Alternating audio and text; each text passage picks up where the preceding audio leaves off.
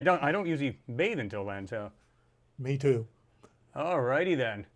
Let's see I what spent happens. a few hours with a butter knife first, though. And everything will be just fine. Yeah. Oh, yeah. So anyway, these guys will stop popping in. Usually, like I said, I usually put it on around 45. But wanted to make sure we got everything straight here. Let's see what we got here. We refresh this. Go to the live Hangout. Make sure we got audio here. I'm going to put this up here. Oh. Why is this audio lower?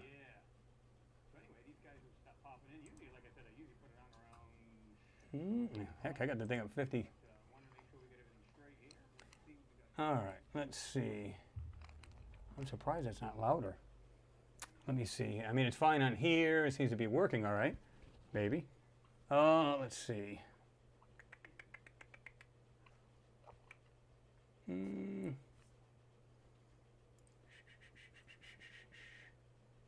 That's full screen there. Okay. All right. Let me put this up just a hair bit higher. I don't know why it's actually lower. Maybe I turned it down a hair bit. What do you think? Let's see here. Oh, yeah, they're all getting in there now. Let's see. Let's crank this bad boy up a little bit. Oh, yeah. Oh, yeah. I don't know why it went lower. I don't know if it's just because, I don't know. I didn't touch anything. But I said, well, I'll just turn it up a bit and see what that does. Okay. Let's hit this screen here.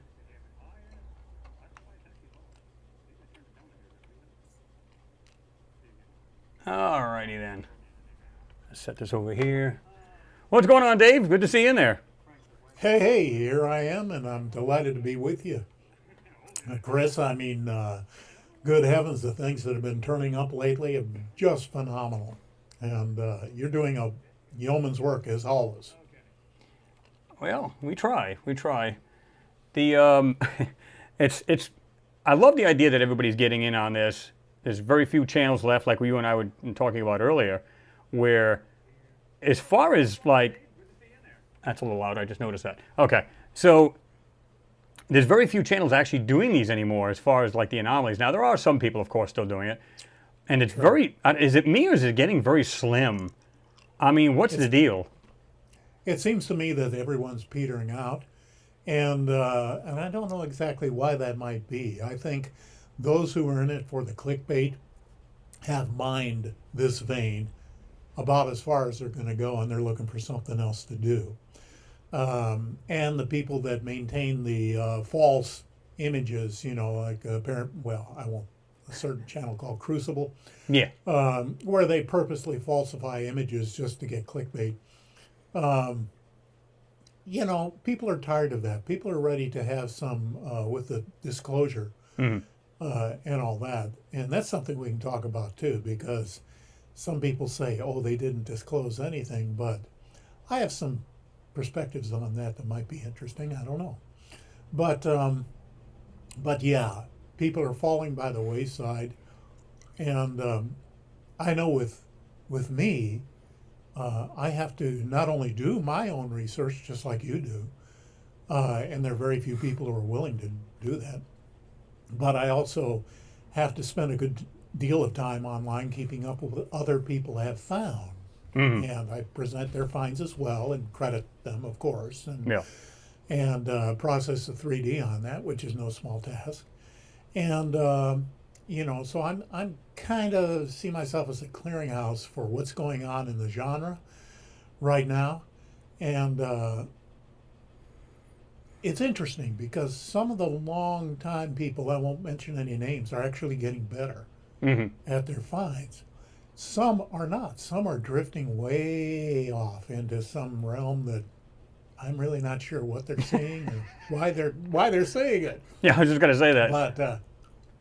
But you know, each to their own. I mean, that's everybody has their own thing that they do. For me, as you know, for you, it's just passion.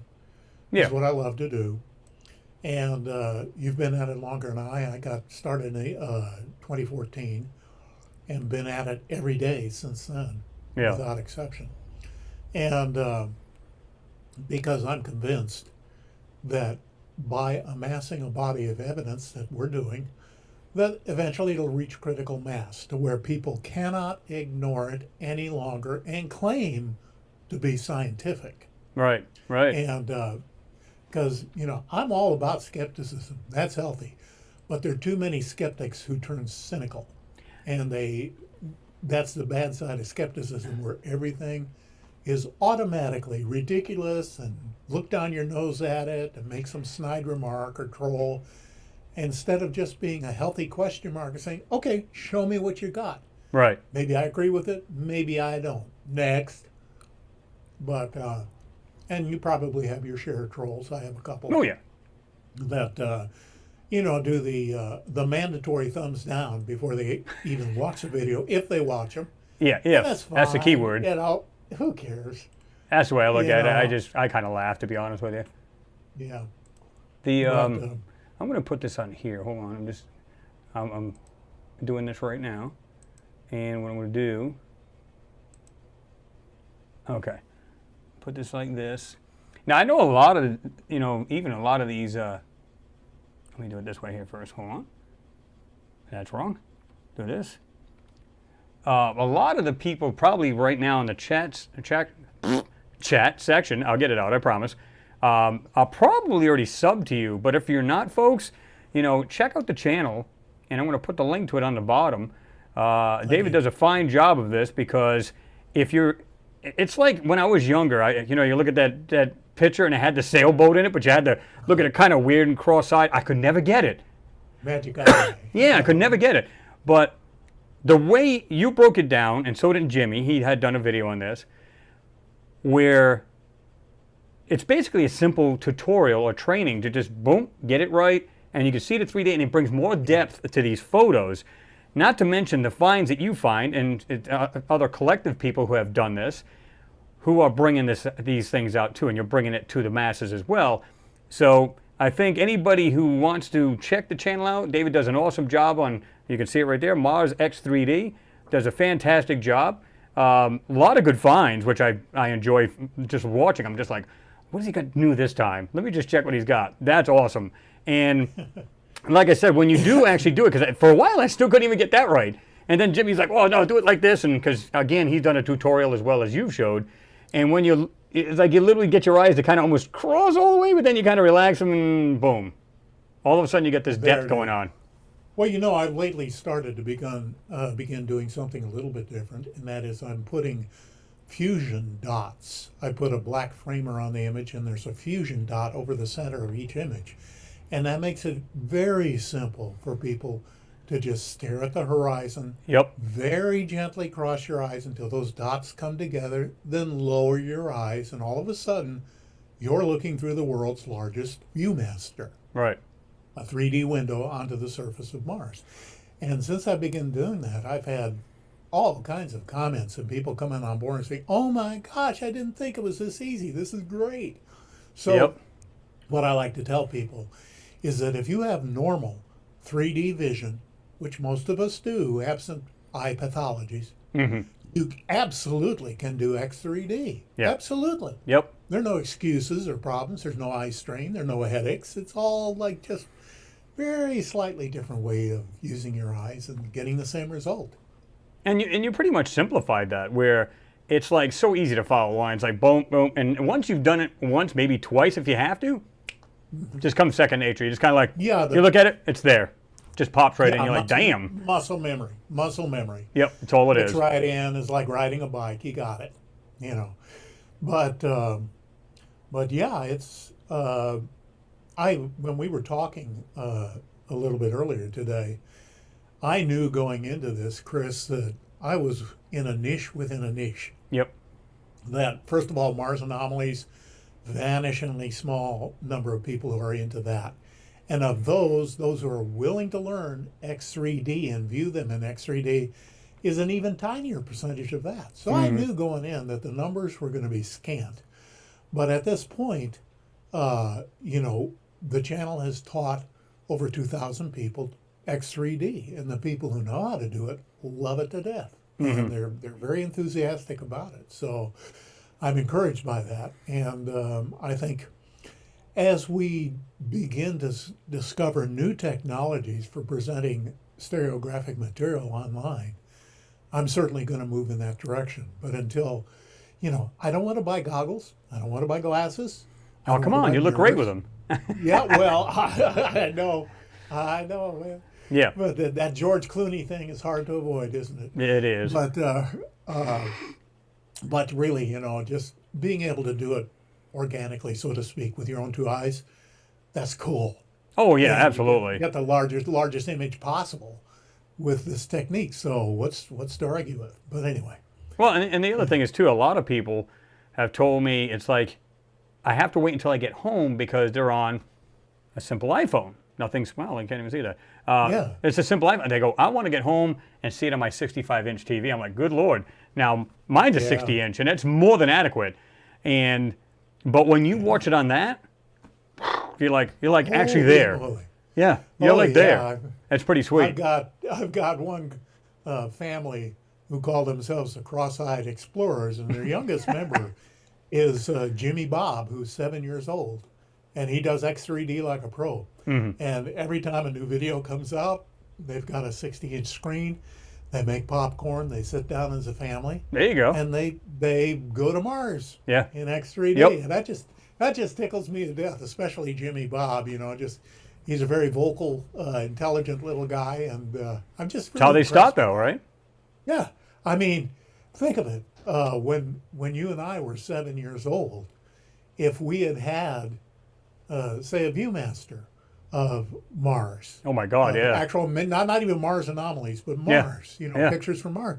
Oh my gosh, I would have eaten that like candy. Oh yeah. You'd be on this know. thing constantly because it's like just so Yeah. cool to see. Yeah, exactly so. And Now so drink to that. it's just a lot of fun, and I'm going to keep at it as long as I can. Just recently, as you know, I kind of backed off a little bit from my self-imposed schedule of producing a video a week, and with the labor-intensive aspect of 3D processing, it was taking me 40 hours a week to do searching, finding, extracting, processing, and then going into the 3D realm and doing that. And 40 hours a week job, I'm working for Zip. Yeah. And, it's like, I think I need to have a life here before I get out of balance. Yeah. Well, and that's the thing too. It's like some people they'll like get all crazy on you and stuff like that. Oh, why do you monetize? And I tell people right out, I've been honest with my Yeah. subs here.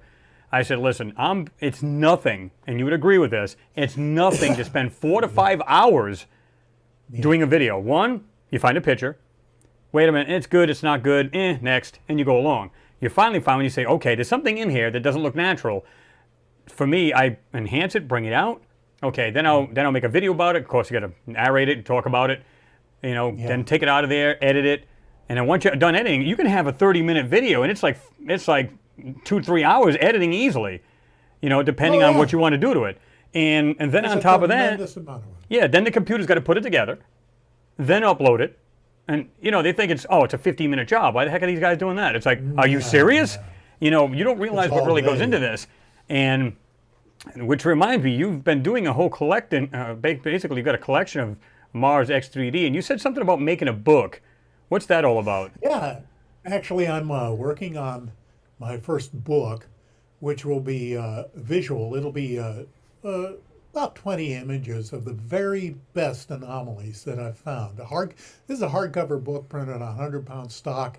It's nice. It's not junk. Mm-hmm. And I'm just finishing some of the collating on it over Nice. the last couple of days, and I'm doing the writing for it now, and I hope to have it out and ready to go certainly before Thanksgiving with a little bit of luck. That's cool. But if you'll indulge me for a second, I'll just there. Can you see my screen? Yep, looks good. Oh, okay, that's the title there. Martian archaeology, which is going to set some people back, and stunning evidence of a vanished civilization, because that is indeed what we're looking at, is vanished Absolutely. civilization, probably more than one. I get the impression that there was a Stone Age one, kind of an Iron Age one, and then kind of a steampunk industrial age civilization. And when that cataclysm hit, I mean to tell you, it was an absolute global blender. It Oh, just absolutely. ripped everything and it fused. If you believe the work, the writings of Dr. John Brandenburg, Mm-hmm. they were hit with three nuclear explosions, the size of which we can not even comprehend.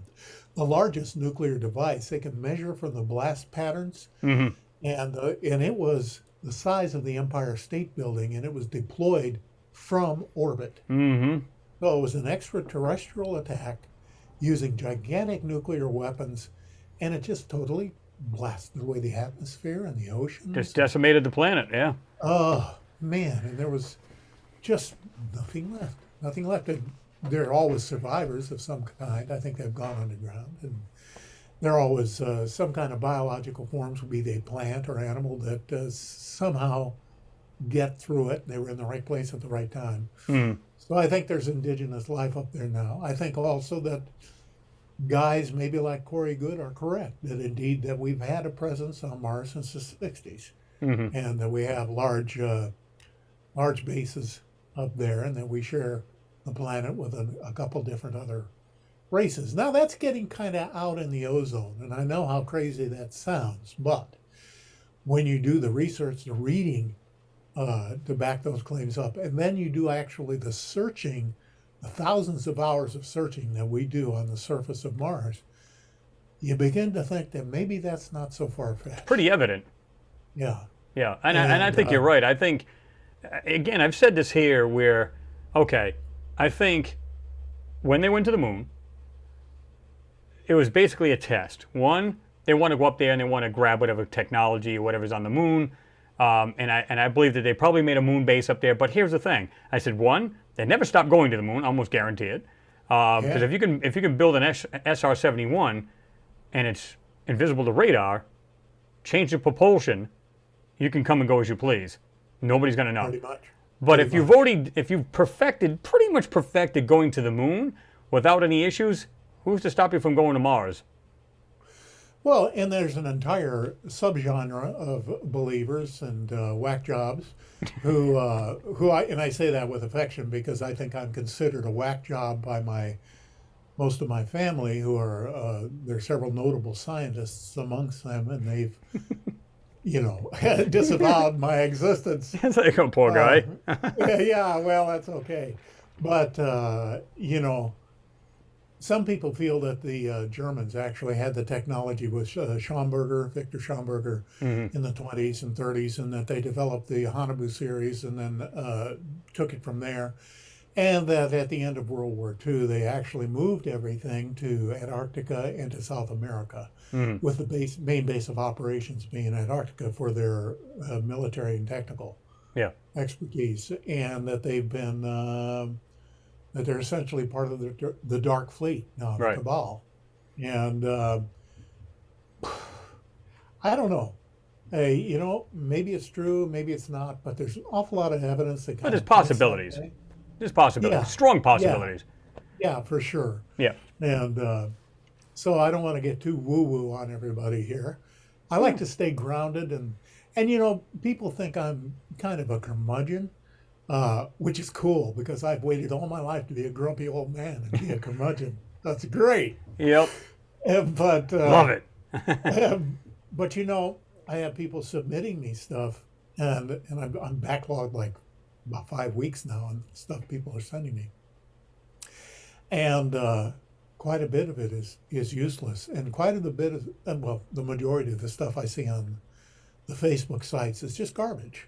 Exactly. And it's like, when are you guys going to up your game? When are you going to say, I'm not satisfied unless it meets these basic criteria? And because we're not, a lot of people are in an echo chamber, but we have a larger world to think about, and we have to accumulate legitimate evidence that will pass muster. And which, again, is why I concentrate on the non-fractal anomalies as much as possible because you cannot argue with the math. No. You can't argue with it.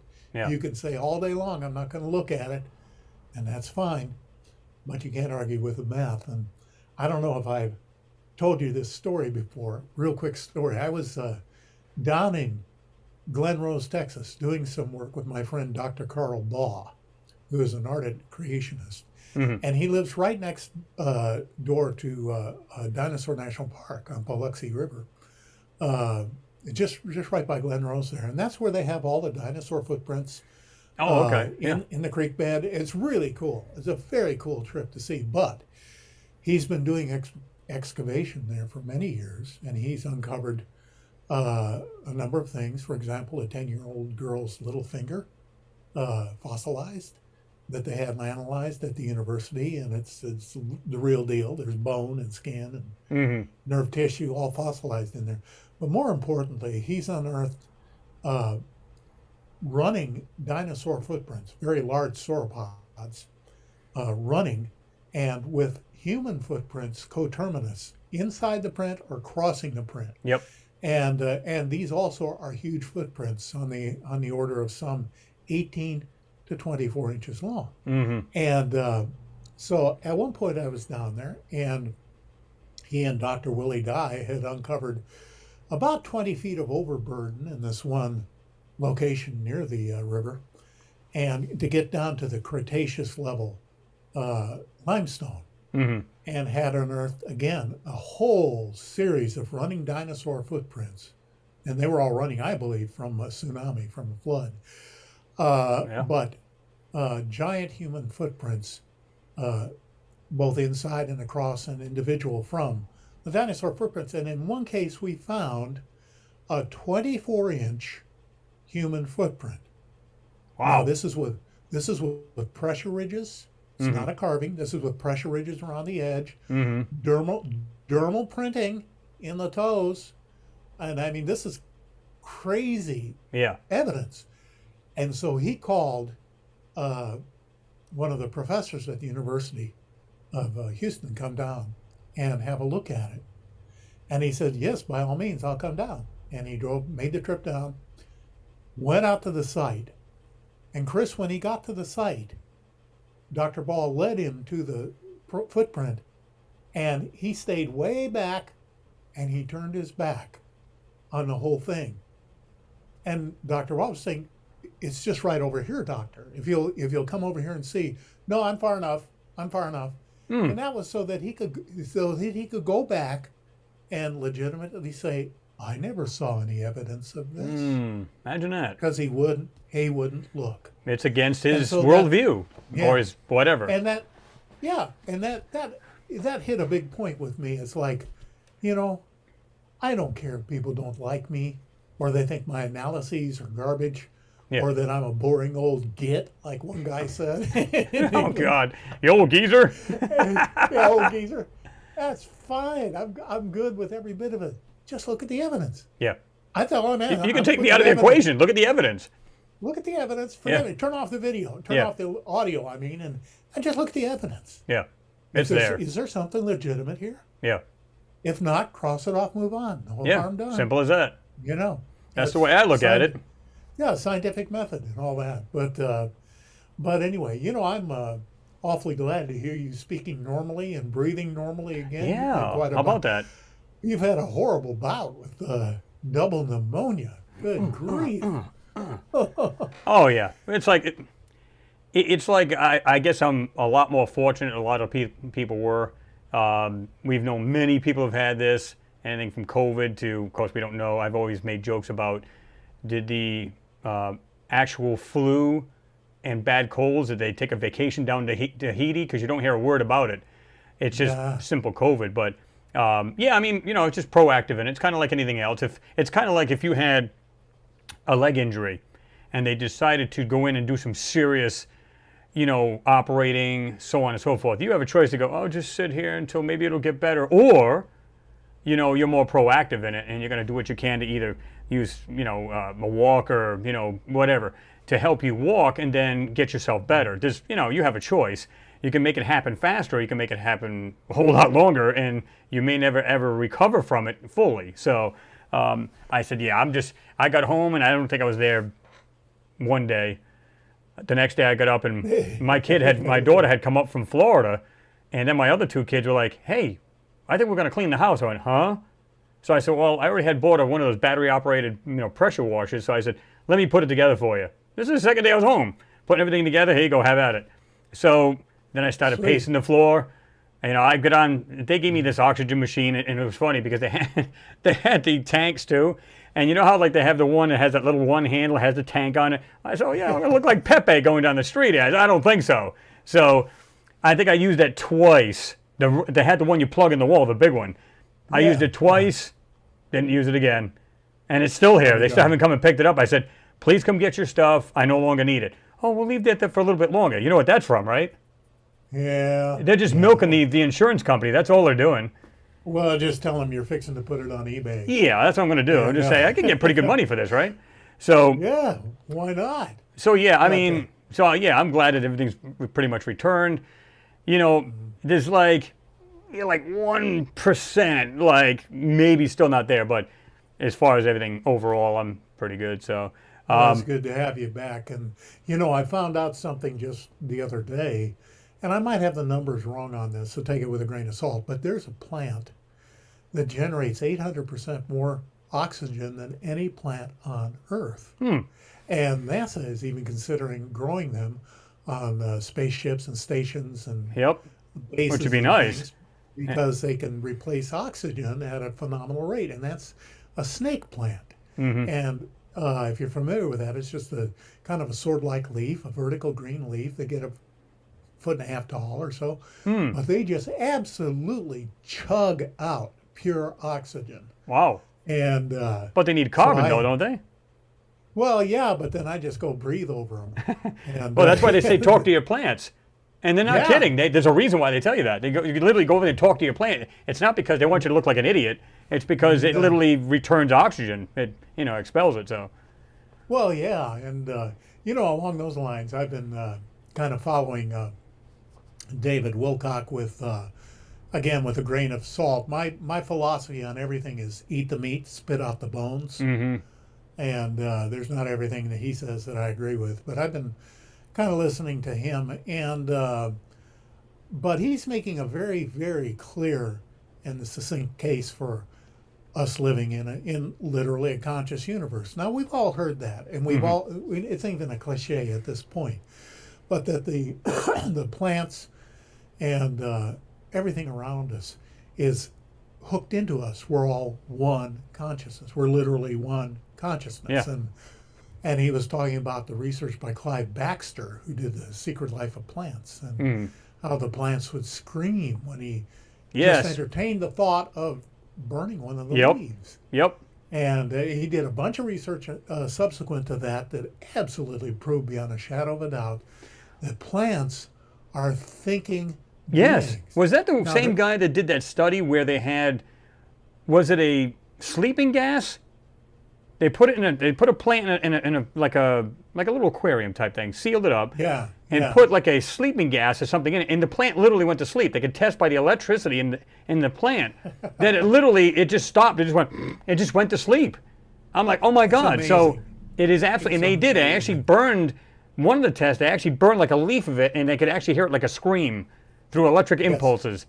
That's crazy. It's they're living beings, and so. I've always talked to my plants. I didn't care if people thought I was daft. Yeah, that's all right. And my plants do just really, really well. You say, listen, I may be nuts, but look at my plants. They're the size of jungle plants. Get over it. Yeah, exactly. But, our thoughts are very, very important. And I think we're approaching a time where we are going to be increasingly responsible for our thought life, for our interior realities, and holding them to a certain standard, not in a rigid Puritan sense at all, but in the sense of being mindful of what your thoughts are doing, what your emotions are doing, and what your inner matrix is bubbling up with day and night. Because we do that, don't we? I mean, it's a constant. Absolutely. Babble Yeah, Those, yeah, pretty much. and learning to, Let me see something yeah. here. Yeah, I just wanted to, I want to acknowledge all the usual suspects here, all my subs. And James Cragen, thank you very much, sir, for your support. You said, great to see two great truth seekers here with us. Well, we Thanks, appreciate James. it, you know.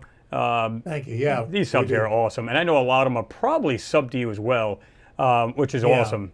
yeah. And, but I mean, I sure everybody's in appreciate there. it. Yeah, I mean, they're just good people. They're just Josh D, Miami. Whew, I'll be all right. I think I've been talking to my plants a little too long. Mimi reacts. James Cragen's in there. Mars the Second Genesis is in there. Clerks 93. Hey, Alan.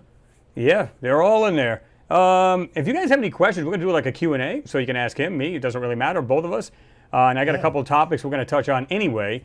So you guys, it's all you as well. And I'm just glad to have David on because he had touched base with me and was asking me about, checking out Odyssey, the other site that's very similar to YouTube. I mean, you could say it is. And, you guys know, I'm also up there too. So any video I make, it automatically goes up there. And, to be truthful with you guys, several of you guys, I told you that if you go there, watch the video, it's actually, the compression is not as bad. And it actually is better quality. It's just weird. So, not that I'm complaining, but, anyway, it's pretty sweet. So we were talking about that, and we decided to, I just said, hey, why don't you come on, on the channel tonight and have you on? It'd be great to have you on if you got the time. And of course he does, which is awesome, because he is a busy man, believe it or not. Let's see, everybody's, like I said, everybody in there. Jersey Reaper, what's going on? Jeeper, rather, I'm sorry, Jersey Jeeper. Because we have another guy that's a Reaper. Yeah. So, so it kind of messes me up a little bit, but anyway. Catmandu's in there. Hi, Chris and David says. John Beck. Howdy, howdy. Yep. John Beck. Yep. John Pete in a Ferrero's while. in there. Yeah. Hey, Chris, let's go. Oh, let's go, Brandon. Oh, my God. That's too funny. By the way, Chris, Oh, my God. I am giving you an exclusive first. This is my first appearance on camera since I was going to the say eye that. surgery. Yeah. And I don't have to wear glasses anymore, and my eyes don't look like I've been Smoked a sparring 40-pound with bag of Mike Oreo. Tyson. Yeah. Smoked a 40-pound bag of weed. Yeah, I mean, Yeah, you look I great. wish, Yeah. Thank you. Well, my eyes are open again, Yeah. and that's a big treat for me. I had a condition where my eyelids were drooping down so far that I couldn't see anymore, and I had any number of viewers saying, "Yeah, Dave looks half baked. He looks like he's in the bag, man." And it's like, yeah, I get it. That's how we get through these videos. And, but Gotta now love my it. eyes are wide open and I can see things. So Now it looks like he's scared straight. It's like, but I wouldn't go that far. no. I wouldn't go that far. yeah, but yeah, I mean it's awesome. I'm just, like I said, I'm just going through this real quick. I'm going to go to the bottom here as well. David Clark's in there. Hi all. Hi Chris. It's been missing in action due to a job change, but I can make it today. Woohoo! Thanks for being here, Dave. Always appreciate you. Let's see. Nice. That's nice. Let's People are see. so nice. They are, man. They're just great people. Listen, I I've love gone them. on I I've love been on other channels. I see their subs on there, live feed, and they're good people as well. Don't get me wrong. And then it's complete chaos. It's like these guys. It's like, and I've said this before. It's like-minded people. Where I don't know where I've heard this countless times where they said, "Listen, if I talk to anybody else about this, they think I'm a fruitcake. But when I come here, I feel like I'm family." Well, they are, because just because the average person, they go home and they, like I said, I make a joke of it. They come out of work, they come home to eat dinner, and then they watch their little sitcom, throw down some bonbons down their throat, and then they go to sleep and repeat the next day. I think that's sad. That's a sad existence. I want to learn something new today. I want to see what's going on. There's a lot of things I have no clue about. I don't know. I'm willing to learn. And if it's productive and it's got to do with science, I'm down. I'm good with it. Well, me too. I love growing. I love learning new skills. I love pushing the envelope anytime that I can. And this is certainly one way to do it. But I am in accord with you.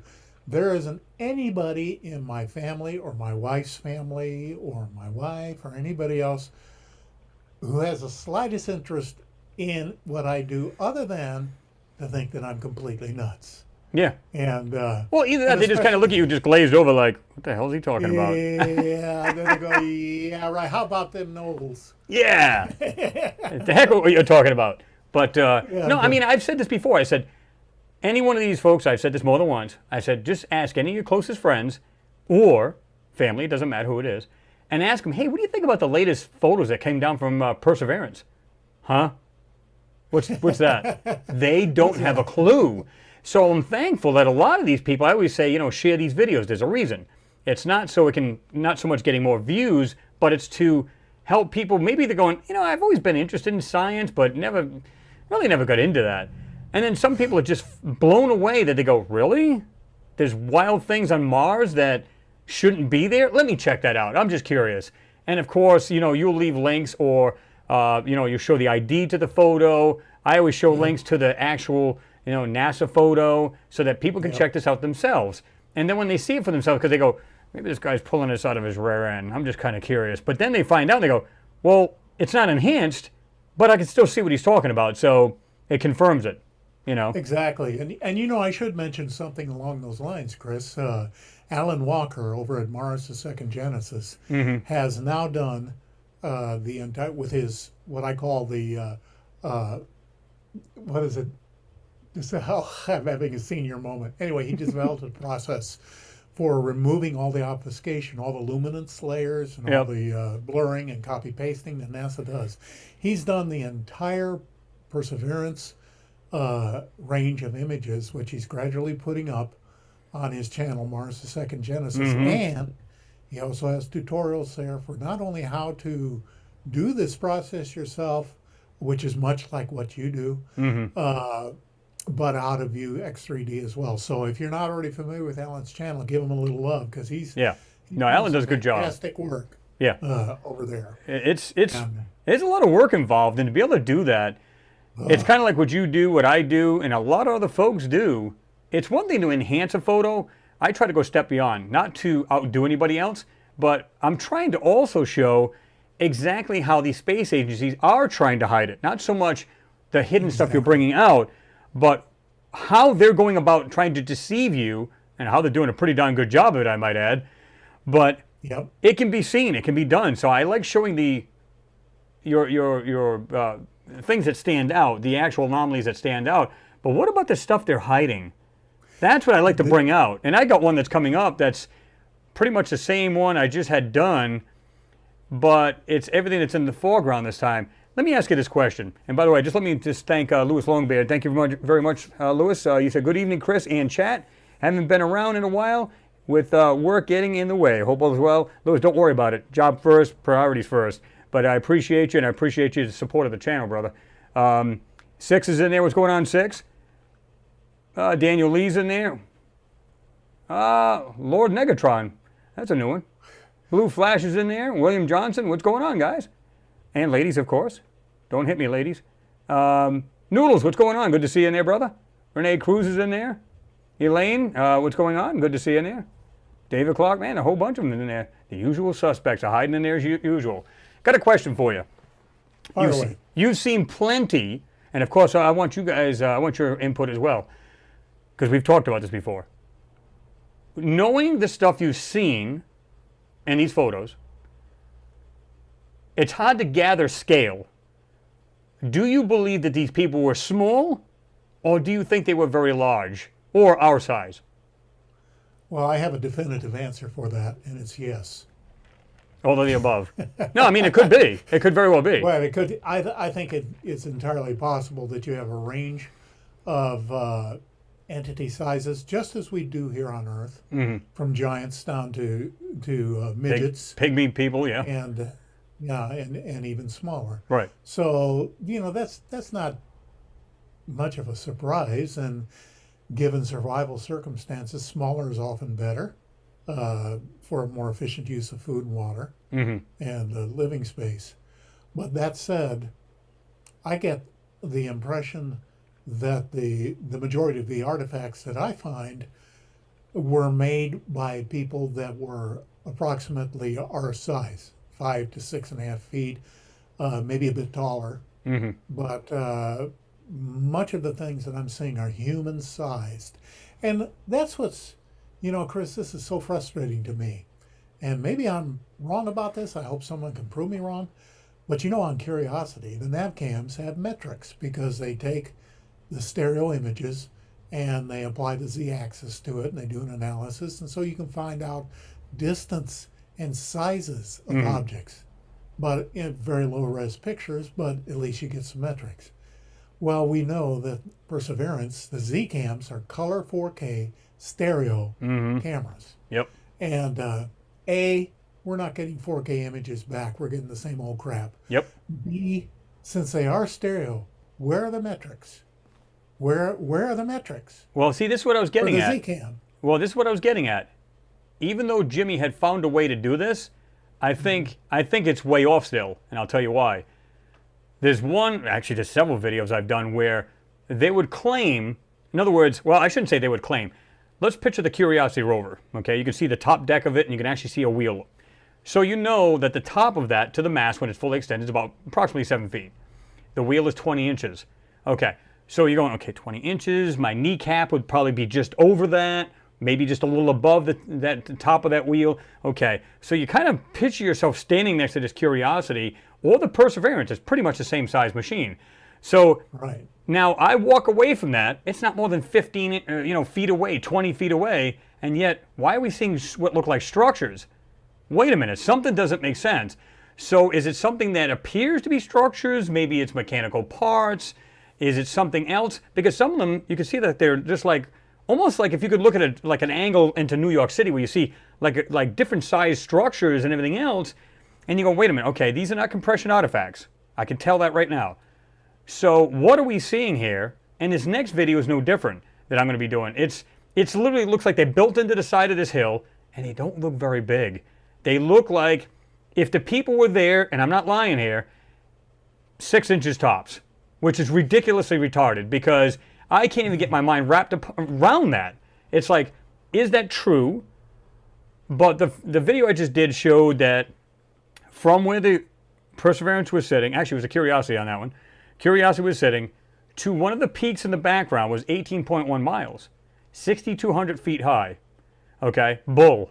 Because when I broke that photo down, you could see where they've had like strands of manipulation, and yet in between the manipulation, they had parts in there. And then you can actually bring that out. So I'm going, okay, so this is not 18.1 miles away, down to 17.2, I think they said. So it makes you wonder, what the hell is the real size? And like you said, why don't we have this access in the Perseverance? Well, and this is why I have broken down like in my format, since I don't have metrics available normally. I show a context view that shows what the rover is seeing, which is approximately the same height as you would be if you're standing on the surface of Mars. Mm-hmm. And of course, you don't know whether you're using the telephoto and of course it is 100 millimeters, so things are about a little closer than they would appear, which means things are actually larger and farther away. Yeah. But I try to give an idea of the context so that you can make an educated estimate of how big and how far something is. And then, of course, you still have your people that when you go to hypermag, they say, "Oh, why is it all blurry? What's wrong with you?" Yeah, well, that's what we're given. I mean, what are we supposed to do, Don't. Yeah, it's like, how am I supposed to see this? You're not. And I tell that to people. Listen, these are not going to be high quality. In fact, I had Neville, when he had one of his, I put one of my videos up there, and he told me right out, he goes, why aren't you using the high res ones? Ha, ha, ha, ha, ha. I said, I'll tell you why. Because the low res actually shows where they manipulated. You can literally see that when you zoom in. You can see patches of areas where they went over, and you can see the actual stuff. The high res are now been completely doctored up, and yes, they look pristine. Got to give them that. The problem with it is it's bogus. It's crap. The raw photos are the low res. Now, did they come to Earth like that, to the Deep Space Network? No, they did not. You can bet they were 4K or at least 1080 from the Curiosity.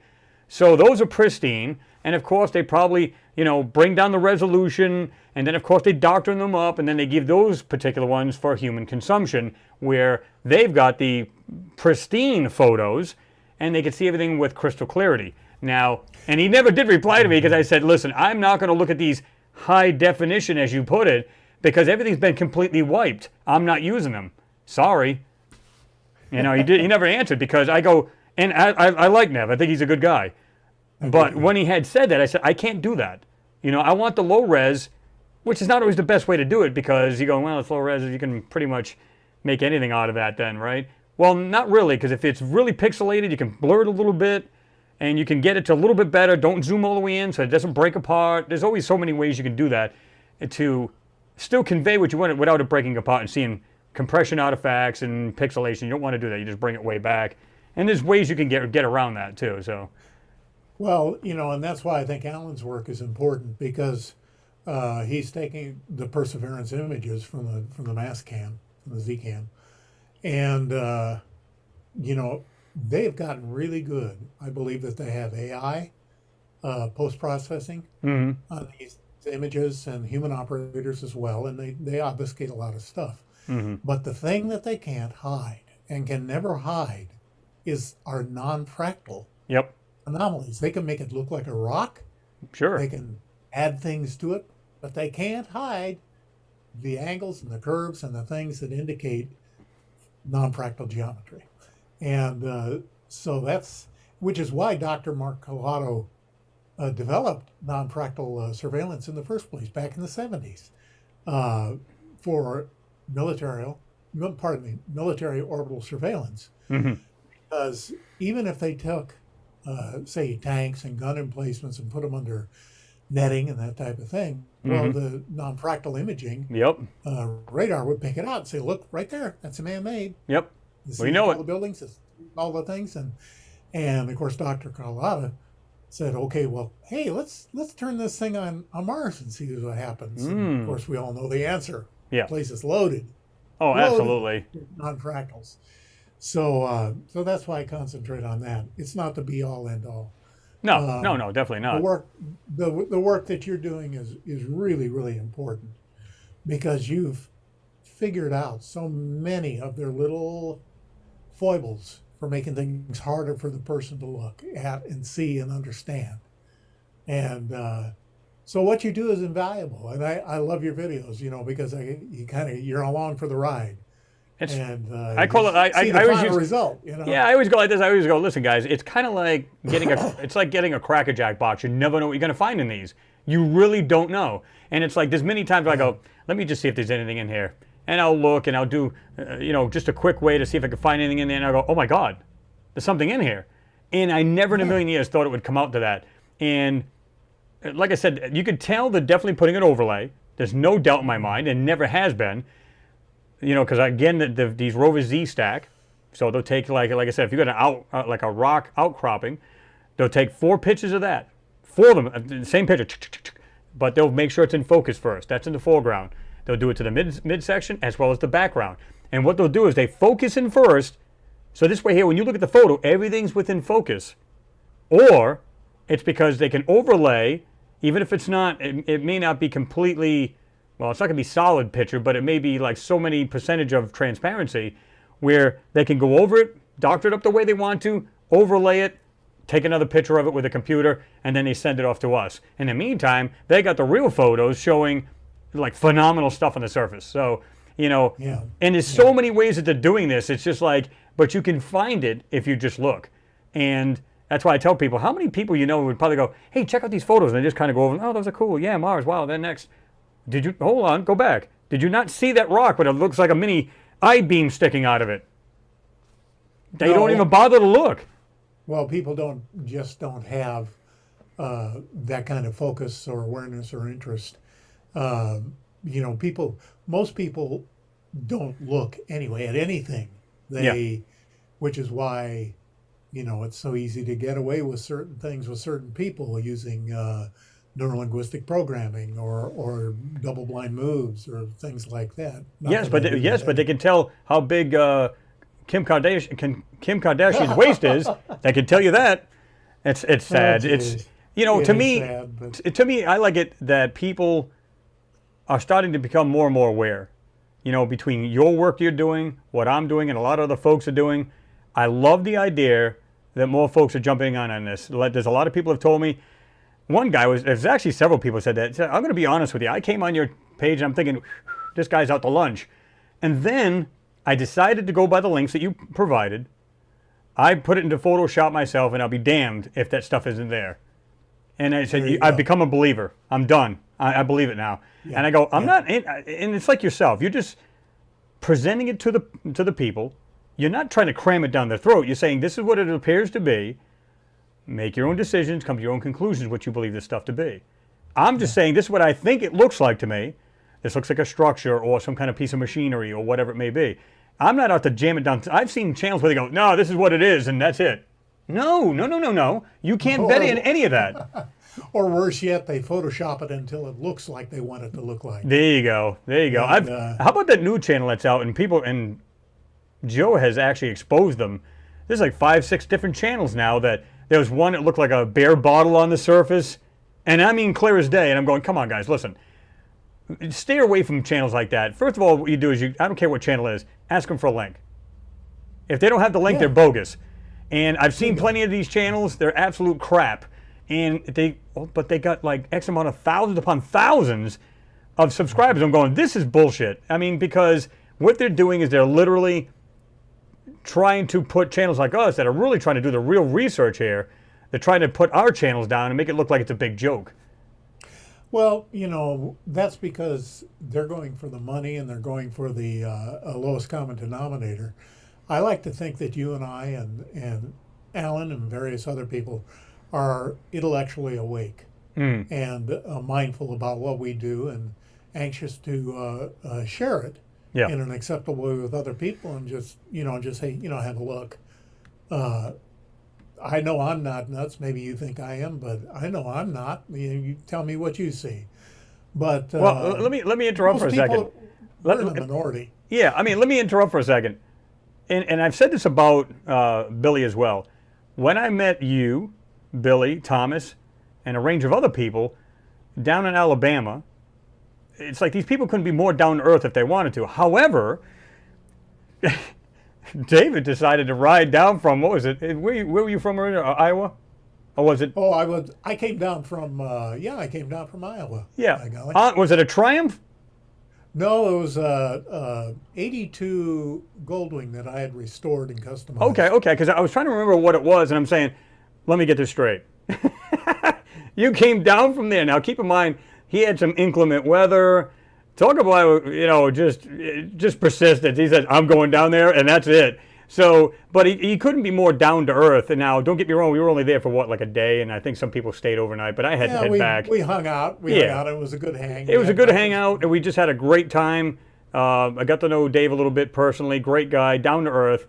And, and it's just like Billy. It's just like, people go, man, these guys are crackpots. You couldn't understand just how down to earth we really are. And, we can hang out with just about anybody here right now in the chat section and have a great time. It's just really, really phenomenal. And, like I said, it's like people are just down to earth.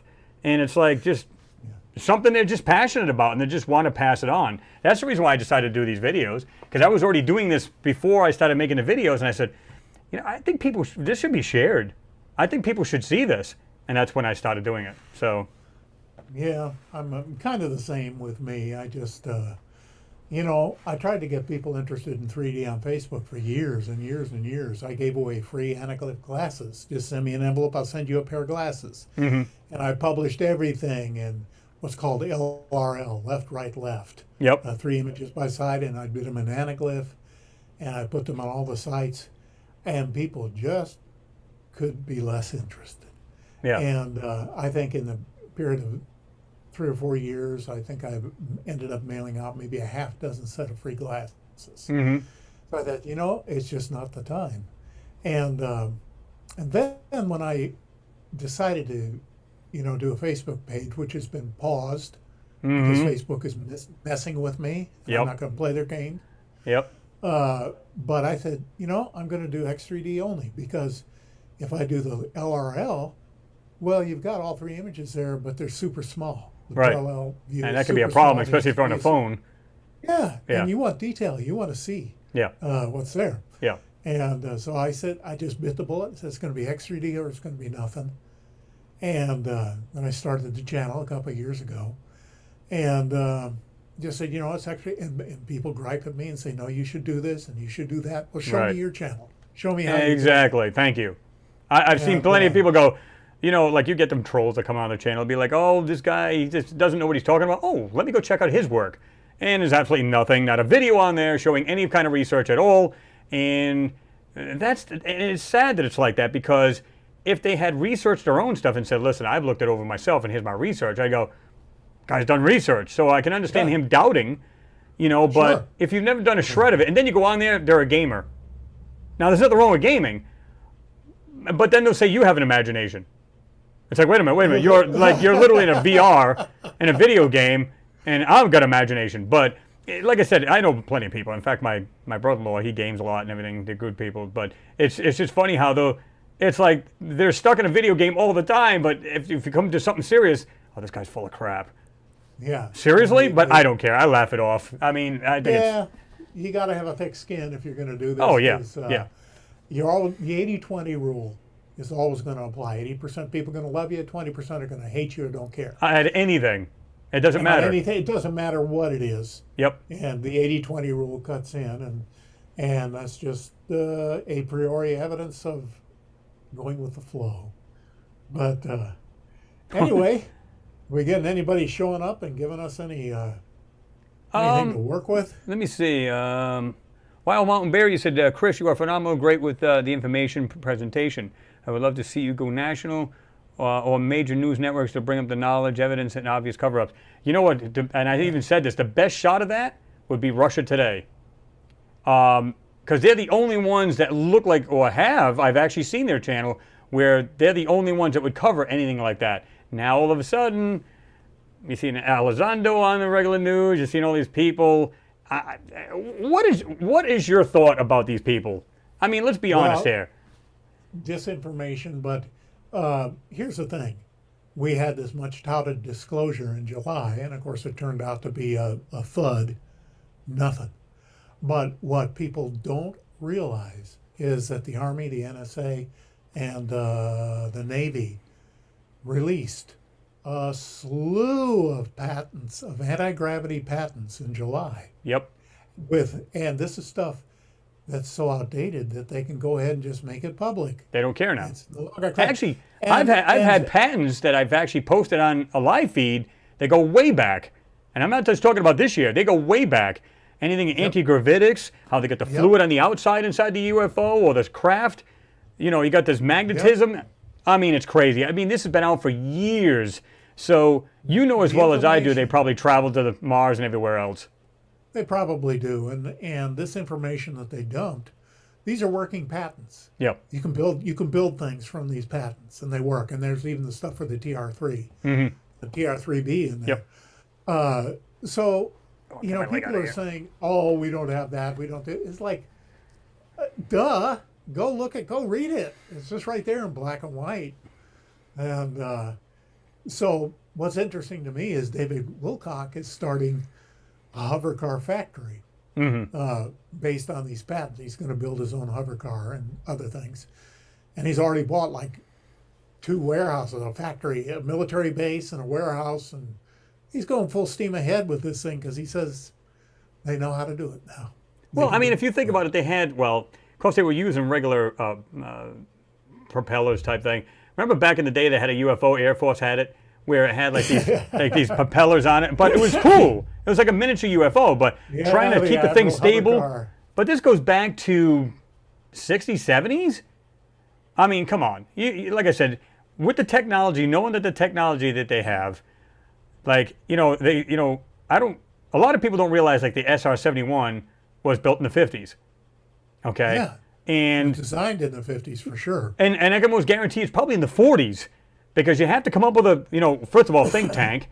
So you get a think tank, they put this together, make a schematic. Oh, well, that ain't going to work. They put it all together. Then they start building prototypes.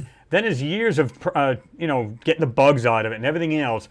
And And you got to understand that they build these things very loosely because on the tarmac, they drip fluids everywhere until it becomes, until the outside heats up and it expands and everything seals itself up. So the way these things are designed, and it's supposed to be like invisible to radar, so do you think, I mean, that's the predecessor. What do you think has come after that? TR-3B, all kinds of other spacecraft, different propulsions. If you can get a good propulsion in a very relatively small area, you can build any craft, and guess what? You're going to make it fly.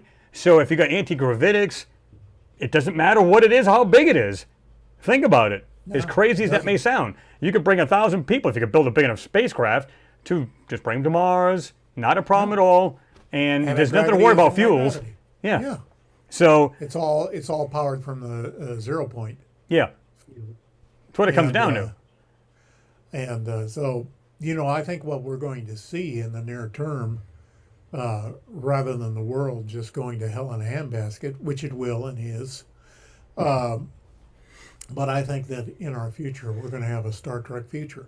Yeah. I think we're going to have unlimited energy, anti-gravity, teleportation, absolute ability to cancel out radiation and garbage and clean up stuff. And I think that it's all, and this is something that David Wilcock talks about. I'm not original with that, but,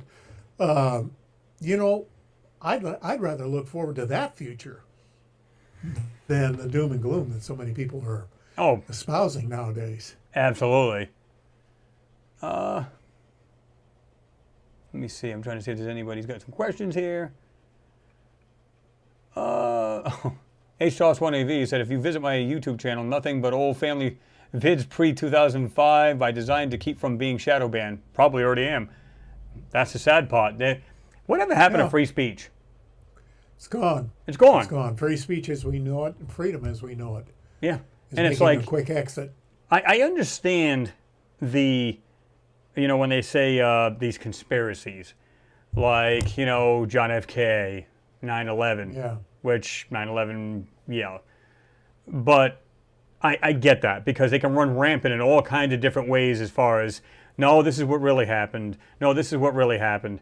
Now, I know pretty much the truth about 9/11, but somebody else could do it and spin it in a totally different way. Oh, it was UFOs that brought the buildings down. It's like, okay, smoke another one. But the thing is, they can spin off in so many different directions. They're like, listen, let's just put the kibosh to it and be done with it. I get that. But there's no conspiracy when you have facts to back it up. You know what I mean? Well, because you can actually prove that they're there. Yeah. Yeah. So there it is. Yeah. I mean, we live in very interesting times, don't we? It's great to be incarnated at this particular moment in the continuum. Yeah. Because there's stuff happening. All around. And it's moving at a fast pace. Now, I'm talking about the good stuff, though. I'm talking about, who asked you? When you talk about technology, the great space race, as I call it now, because now they want to make between Virgin Galactic, SpaceX. Wait a minute, we're going to have joyrides around the planet, and then we're going to go around the moon, and it's only going to cost you maybe $250,000. You got that in the bank, right? So, it's become like a space race, and who can get the most money. Of course, don't get me wrong. If I was filthy rich, I'd love to be able to do that, because that's. Did you see Shatner? William Shatner. William Shatner. You see what he was literally at awe when he came. I think he was actually in tears. He says the experience was incredible. He says, I've never seen anything like it. Of course, he literally has never seen anything like it. And when he was out there, he said, it's just weird to see that when you look down, you see the great big blue ball and how fragile we really are. And he's just looking at, the cities, and as you ascended and descended, he said it was just phenomenal. And he said, and you could see, he looked like he was just being brought to tears kind of thing. He said it was just phenomenal, experience, I wish I'd seen that. I hadn't followed up on it yet, but he obviously has survived the trip, didn't he? Yeah. Good. That's no great. problem. At first he said he was nervous about it. He was like, I don't know, man, I'm really nervous about this. And then he went up there, loved it, absolutely loved it. So, and I guess they'll put, excuse me, they'll put you in, one of those, what do you call it? It's a test G's and everything else, the body on G's. Centrifuge. Thank you.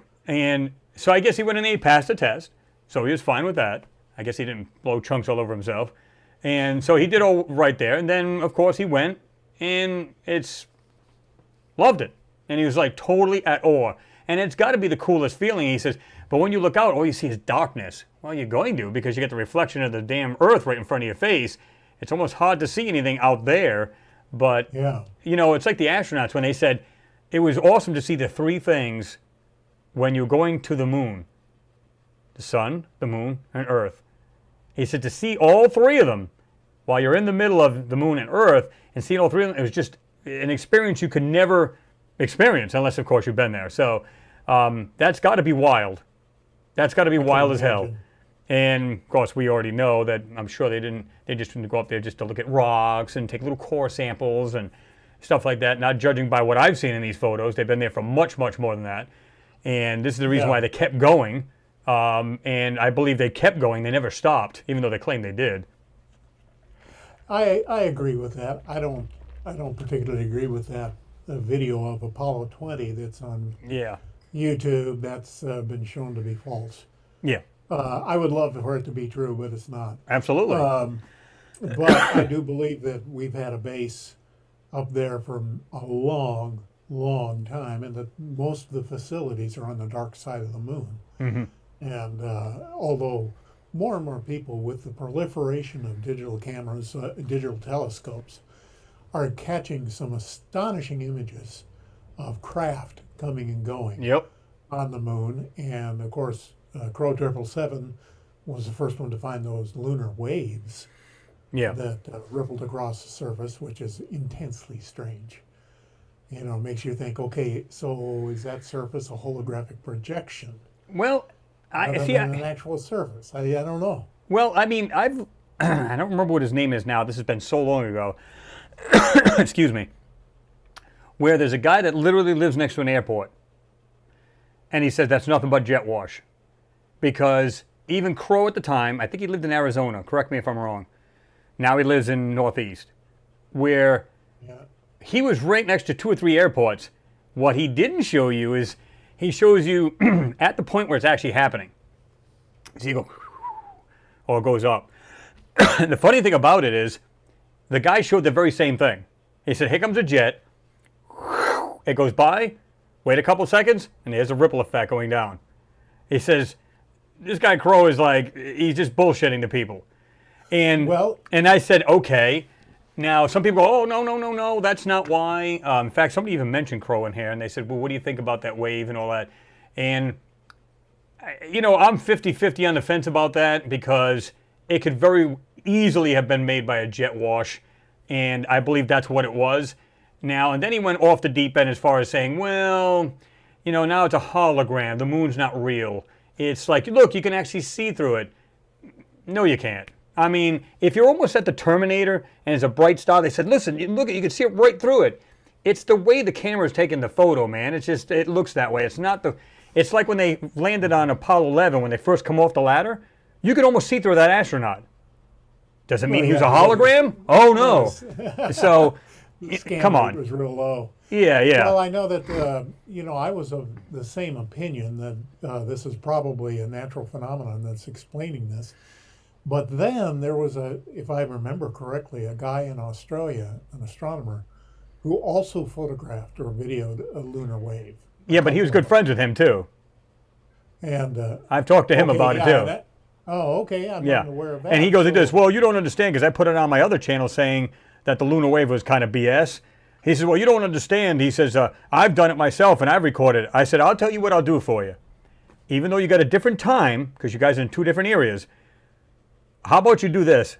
The moon, whatever you record on the moon is going to happen at the exact same time, regardless of where you're at on the planet, right? So if that's happening, you should both be able to record it at the same time. You show me that and I'll believe you. Never heard a word from him again. Exactly. Quiet out there, huh? Yeah, all of a sudden crickets. Yeah. So I'm not saying that it could not be real, because maybe it's a way they're cloaking so you really can't see the surface of the moon. I get that, but it bears further investigation. Yeah, exactly. Before reaching a conclusion on Let's see. James, thank you very much for your support, sir. As usual, he said, Chris, Your vids this week are top of the range. Chris and David, watch out for the fake health passports and smart apps. They are all about control. Yeah, I don't even get involved with any of that crap. I just do my own thing. I don't even get involved. Yeah. But again, James, I appreciate you, man. Let me see. Oh, Frac Centurion's in there. Kurt Banis is in there. Or Banis, depending on how you look at it. We need to build a Starship NCC 1701. The real thing. They say it's not far from that. That like anything you've seen on TV or you can dream of, they've already done it. And I forget who said that, but he was a scientist. He was the head of the Skunk Works. Yes. The name is, and he made a statement. That, yes. Anything you could dream of or think about, they've done it. They've done it. Let me see. Turkler, and you said NASA policy equals make sure people stay incompetent on UFOs or aliens. Don't give any clue about aliens. That's what it comes down to. I mean, it's now. Do you believe that these are ours, David, or do you believe they're extraterrestrial as well? I think it's a mix. I think there's a large variety of them that belong to us and the dark fleet, as it were. And but then there are extraterrestrial craft. They're interdimensional craft, in my opinion. And I also think that there are living entities which are sometimes mistaken for UFOs. And that's a pretty outside remark, but there was a researcher back in the 50s who took these amazing photographs of what appeared to be giant paramecia in the sky, one-celled animals. Yeah. And they'd move and respond and do all these things. And he got hundreds and hundreds and hundreds of photos of these things. And there are certain reports that seem to indicate that the thing seemed to be alive, that it was organic in nature. Who knows? I don't know. Kind of like the flying rods. Remember the flying rod thing? Yeah, what happened with all them, man? It sure got quiet. Well, the funny thing about it is when they slowed it down, it really did look like, when you see a rod, it looked like it had like wings.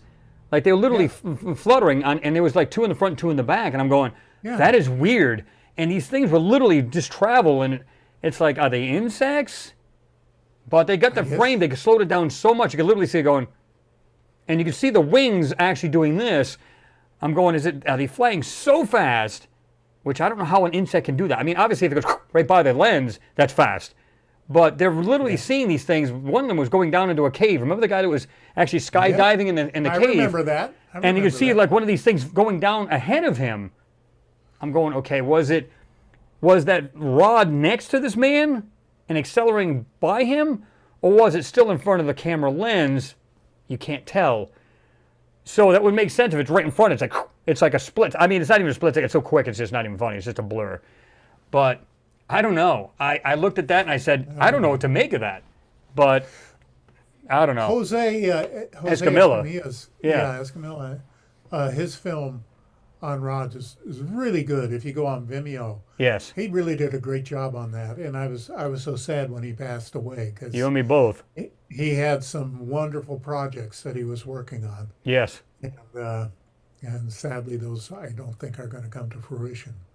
No, and he had things about the moon as well, where there was some cool stuff that he had found. And I remember being on, I think with Thomas, I was on one time with him, and he was just awesome. Funny as hell, good guy, and you're like, damn, why do these people just got to go like that? I mean, it's just sad, you know. And it was just sudden too. It kind of breaks your heart because it's like it's just another man who is basically doing it for the cause to get people enlightened and get them to bring it out, and then again, you know what I mean? Yeah. Well, and kind of the same thing with me. At my age, I've had a lot of friends and family just drop. Yeah. On me, and you do begin to become more aware of one's own mortality. Yeah. Not in a macabre sense, but just like as a realistic, it's like, I see it, Yeah. And so I decided to back off on the channel a little bit in terms of the frequency, just so I could maybe suck more of the juice out of each day than I had been doing. Yeah. You got to be able to break away from it once in a while. It can't be all, work. You got to be able to get away from it. Now, are you planning on doing any changes to your channel at all? Are you going to, I know we were discussing this earlier, kind of like up in the air right now? where it's kind of up in the air. And you can ask them, you can ask these guys. I know a lot of these people are actually subs. What if there's any changes? If you think, you know, basically like a little poll here, see what they think. If they'd be down with something like that or not. Well, I know that most people are not familiar with or even care to learn X3D. I understand that it's a totally niche thing. But that said, Chris and I were talking about the possibility of putting a flip book of 2D images of what is in each episode, before we get to the 3D. And if that would satisfy people or not. But on the same hand, I'm thinking, well, they don't have to see it in X3D. They get the flat images anyway. They just look at the two images side by side. They see them. So am I just wasting time and making more busy work for myself? Yeah, I mean, so here's the question, guys. Would you like to see the way, kind of like the way I present? I don't mean the way I actually, you know, talk about it. And I'm talking about just showing them one photo, look at his, either whether it's Dave's work or he's conveying somebody else's. Do you want it just to be a simple picture, and then, you know, he's showing you what's there and everything else, and he talks about it, and then moves on to, so in other words, let's say it's a 12-minute video for argument's sake, and he breaks it down to 6 minutes, where he's got a different flavor for both. In other words, some people like the X3D, love it to death, and some people would rather see the regular single photo because they're just going, I can't get my eyes to work on this. I don't, you know, what do you guys think? You think it's a good idea, or you think you should just stick with strictly Mars 3D, photo? I think, you know, as I think about it, Chris, and you're absolutely right, it's a great point. But, you know, when I made the decision to be X3D only, it's like, you got to come where I am.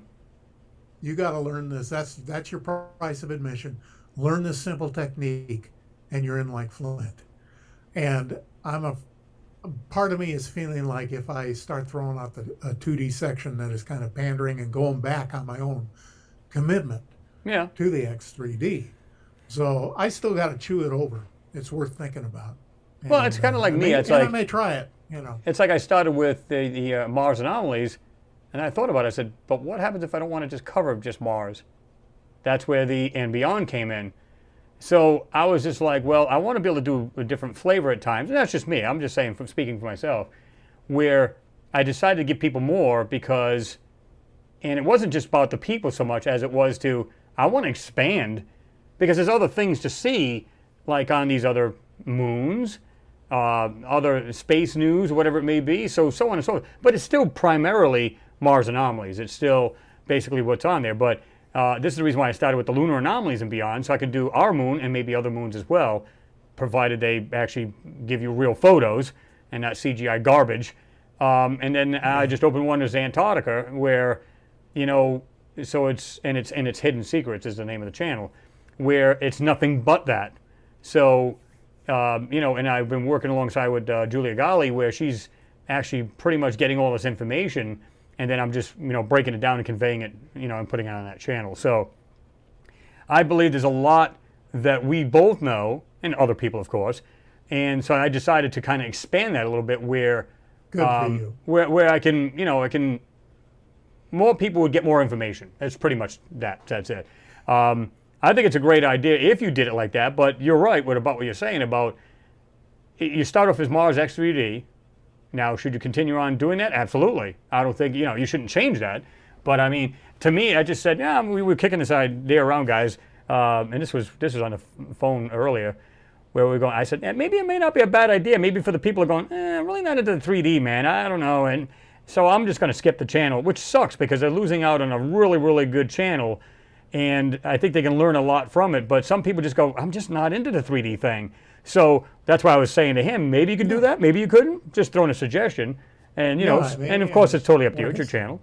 Well, it certainly bears more thought. And, you know, I think if somebody decides to skip your channel or my channel or any channel, it says more about them than about our content. Yeah. That, you know, we're curious minds, people like you and me. We're curious. We want to find out what's going on. I want to know what's up. Yeah. You know, for me, Mars is kind of like Egypt was for Howard Carter. he couldn't imagine going anywhere else. It was all right there. Yep. And there's enough material on Mars, in my opinion, to keep me busy the rest of my life.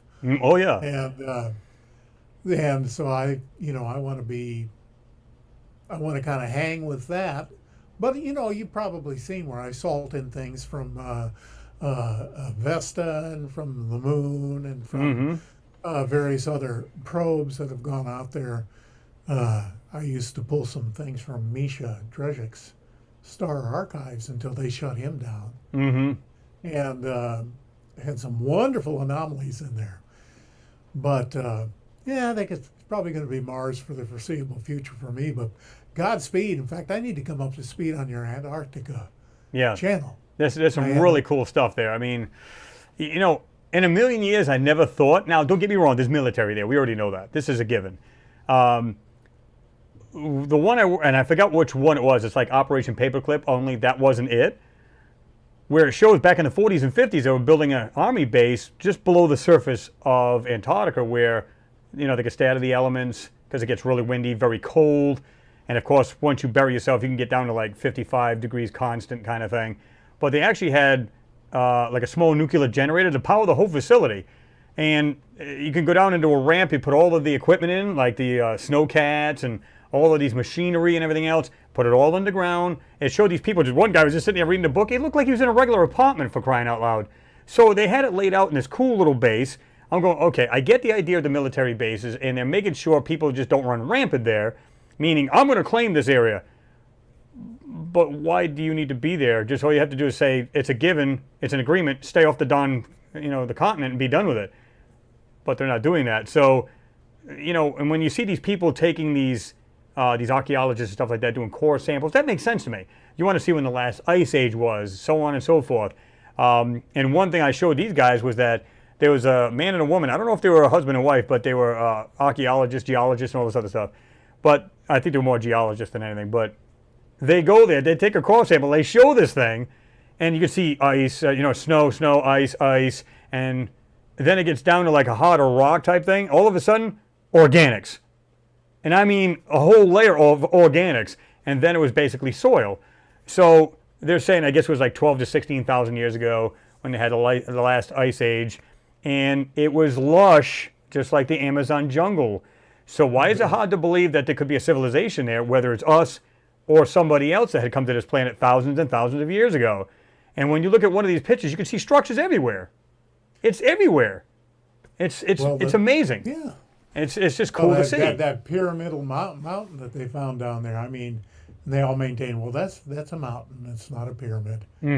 But it's like, I forgot the height. It's gigantically tall. Yeah. And it's a mountain, but it has absolutely arrow straight edges down and 4 equal triangular sides. Yeah. So point me towards another mountain like that, if you would, please. Sometimes they'll say, well, it's not a complete 4-sided because you could see it's kind of like mushed over on one side. That could be from the ice and the snow and the wind, guys. That happens. Yeah. So, I mean, I don't have a doubt in my mind that Antarctica was thriving, just like any, city or whatever it may be, massive city. I don't doubt in a million years that over a course of 1,000 years, there might have been a civilization living there, whether it's us back in the first circular, well, they call it cycle is basically what it is. And right now we're in the 5th cycle, according to the ancients. But the first cycle might have been thousands upon thousands of years ago. She said it was around 96,000 years ago. I'm going, okay, 96,000 years ago. According to scientists, we may be a 250,000 years old now. Maybe it's up to 500,000 years. And they're not talking about civilized man now. They're talking about, cavemen, Unga Munga kind of thing.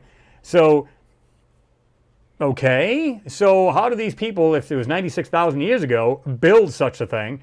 Was it us or was it somebody else? That's the key. And that's the thing, because we have extant megalithic structures here on Earth, as you well know. Yeah. Stonehenge, the pyramids, Sacsayhuaman, various sites in Peru, and in the Middle East, that we can't replicate today. Yeah. And yet there were people living thousands of years ago who had the technology and the ability to do things we can't do now. Mm-hmm.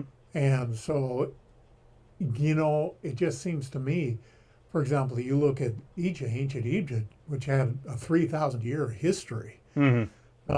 And then you look at, for example, America, and I love America, but 250 years, we haven't even popped out yet. Yeah. I mean, 3,000 years. Now we get 1,000 years in on this, maybe we can talk.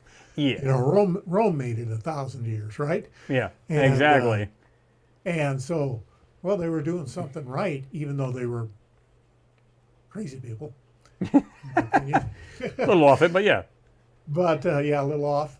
But we don't have any longevity. I mean, if you turned off all the power and society went back to its basic roots, Oh yeah. just about everything we have within 500 years would be unrecognizable. It'd Yeah. be jungle overgrown, crumbled, eroded, highways gone, buildings gone. Oh, everything would be taken back over by nature. Yeah. And so what do they have to What do they got to show for it? Yeah, it's to like show for it? They might find the occasional out of place artifact, electronic component, fossilized somehow. mm-hmm. Or they might find indications of, oh, look, these non-fractal lines. This looks like someone had a foundation that they built. Right. But they have no clue as to how advanced the civilization was. So I think that we've risen and fallen many times. That it's a cyclical Yes. phenomenon. Totally agree. Up and down and up and down. And we have, as Graham Hancock puts it, we're a species with amnesia. With amnesia. Yep. We've been traumatized, traumatic amnesia. Well, like you And said, what would happen if we got knocked back into the dark ages again, and there's no way to get anything working again, machines, any of our technology, and you would start to see things crumble around you because there's no way to upkeep it. It's like, well, let's get some concrete together, let's get some cement or whatever. Oh, we can't get that machine to run. Well, how about this? Can we do this? And do you know how to make cement? Yes. Who here knows how to make cement from So scratch? now, if you had, let's say they knocked us, let's say we had a great catastrophe, which these ancient civilizations claimed, and let's say 1/10 of the population lived, how many of those are architects, scientists, how many, and would you be able to rebuild? Let's say most of the planet turned to rubble, everything just collapsed, okay, how many people would be able to rebuild this planet? Yes, you'd be able to have more people. You can rebuild the population. But how many people? You'd literally start off in the dark ages again. And then you'd have to go back to, we have an idea how to do it. We just don't know how to rebuild the stuff.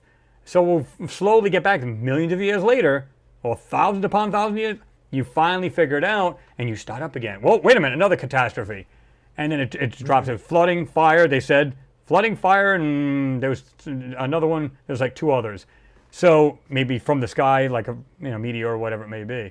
So when this happens, it's like you have to start all over again. It's like I said before. I told my wife that. I said, can you imagine having the lights go out for like 3 months everywhere? Okay. I've seen storms hit like New Jersey, and people were literally fist fighting for water.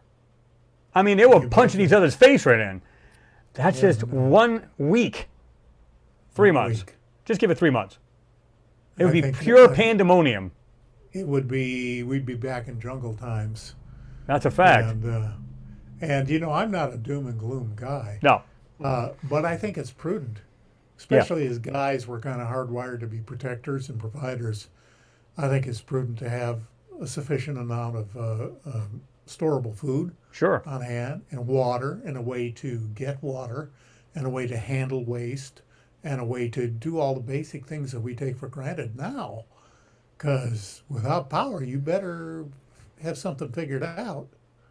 And it doesn't take long, especially with water. If you don't have potable water, people go absolutely berserk in no time at all, in 2 days, 3 days. Oh, absolutely. Absolutely berserk. Well, it's like I said, it's like I've got like a small project I put together as a solar project where it's just a small battery, it's nothing very big.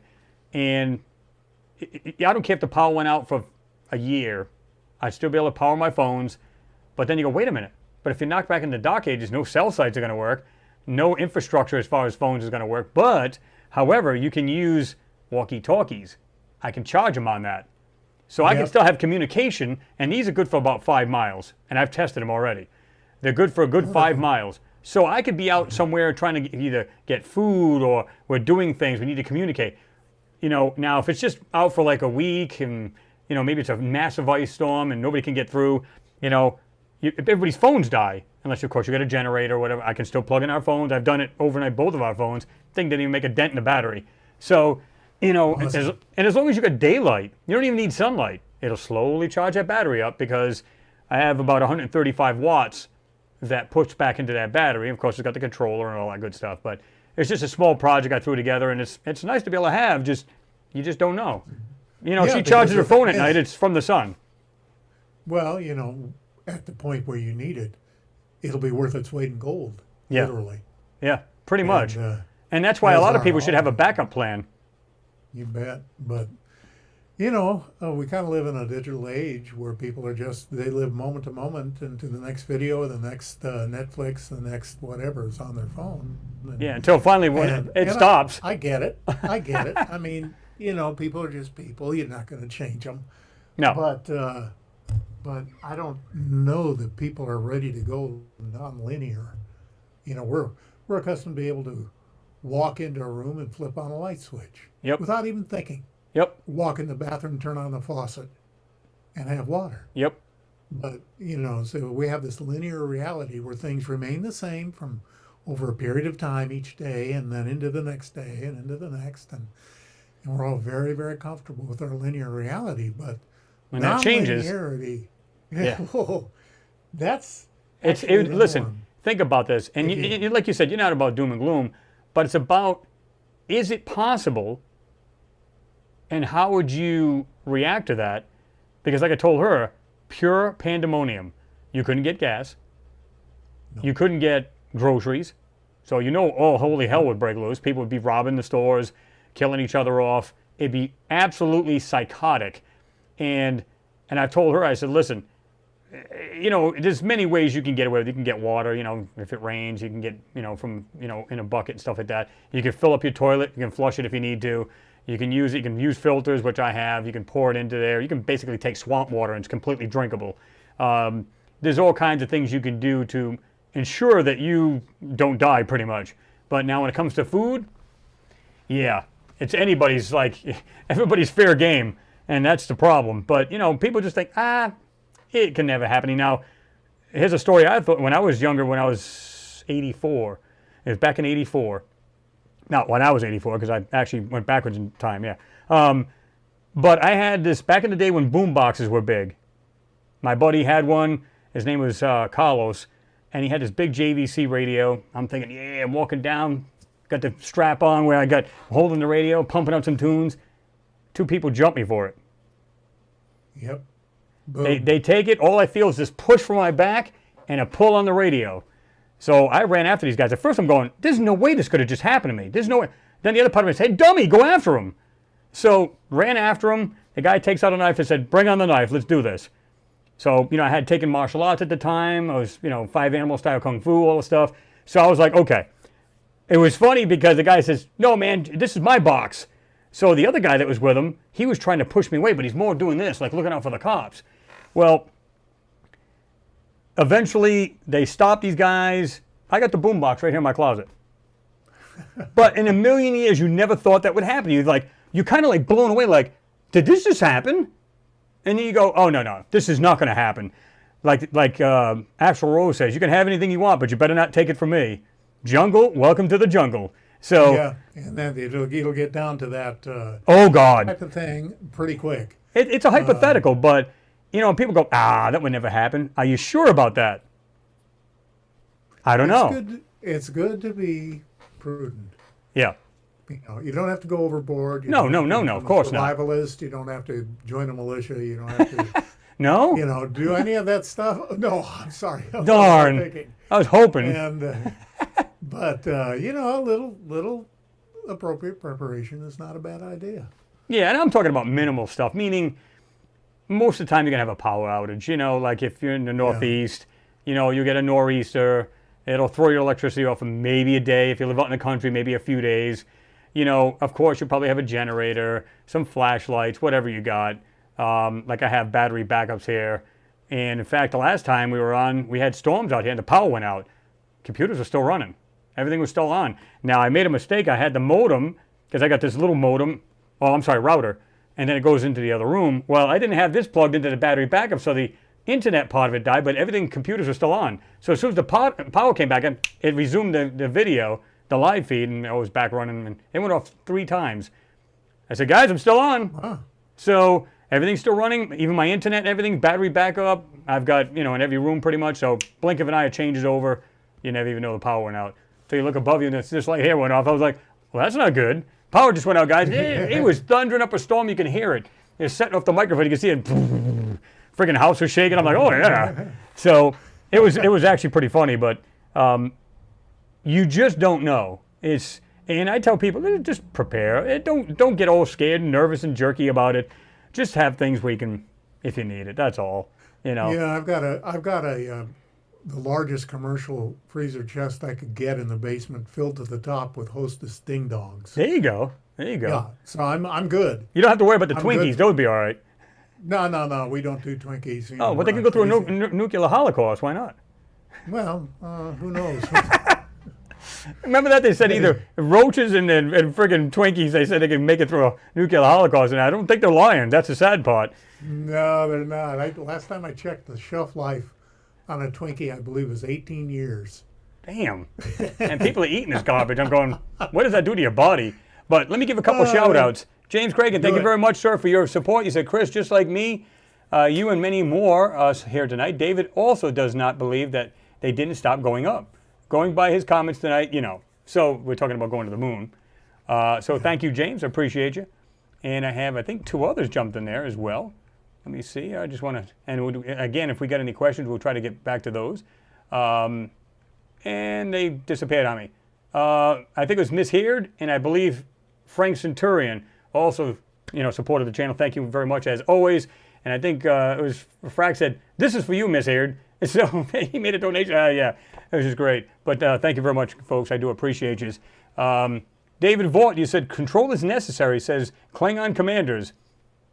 Well, as funny as that sounds, control the populace. That's what it comes down to. You betcha. Let me see. We've been talking, so I don't know if there's... Phil C. said, anybody want my cat? $50. Great deal. All right, ship it over tomorrow. Your Highness says, Mars X3D. Let's see. That means I'll give you my cat and 50. Oh, well, heck, I'll take that. Yeah. Sounds great. I've already got 3 of them, so maybe it's not a good idea. Oh, Jack Flash says, why don't the damn aliens just land in a few cities? Are they scared? Now, that's a good question, because we've went over this ourselves, but I want to hear your input on this. You know, Do you they're not believe, scared. like Elizondo and all these other people believe that these aliens are actually evil, meaning they want to dominate this planet? Do you think they It's want to just kill like- us off? I think it's just like people, humanoids everywhere. You have good ones and you have bad ones. Mhm. I think the bad ones outweigh the good ones outweigh the bad ones. That said, there are bad ones. I believe that. Yeah. But as far as them being afraid at any given moment in the last 2 centuries that it could have taken over the planet, their technology is so vastly beyond ours as to appear to be magic. Mhm. But I think really what's coming out more and more is it appears that their hybrid program, they've been working to develop a human-alien hybrid that will pass as human, Mhm.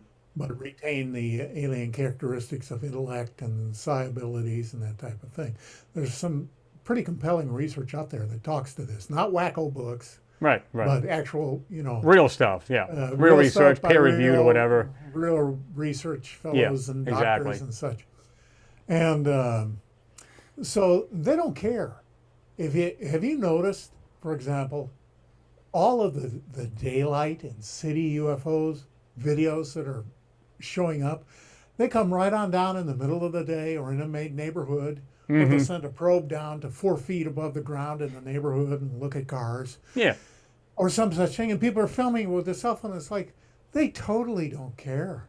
No. They totally are not worried about us freaking out or doing anything. And it's like, no, we're kind of specimens. Yeah. So I'm glad that there's some that are looking out for our best interests. At least I'm hoping that's the case. I don't know Yeah. for sure. And, but, you know, we don't matter to them. What their ultimate purpose is, who knows? If they're aliens, then they're not like, they don't think like we do.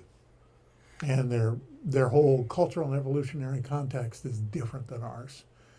So trying to second guess them, good luck. You're not going to do it. No. There's no way to know exactly what the motive is. I mean, I've always said, listen, if you wanted to take out your enemy, why would you wait until they become technologically advanced? So in other words, if these alien beings knew us back in the day, when we were basically with stones and stuff like that, would you have not taken over the planet then?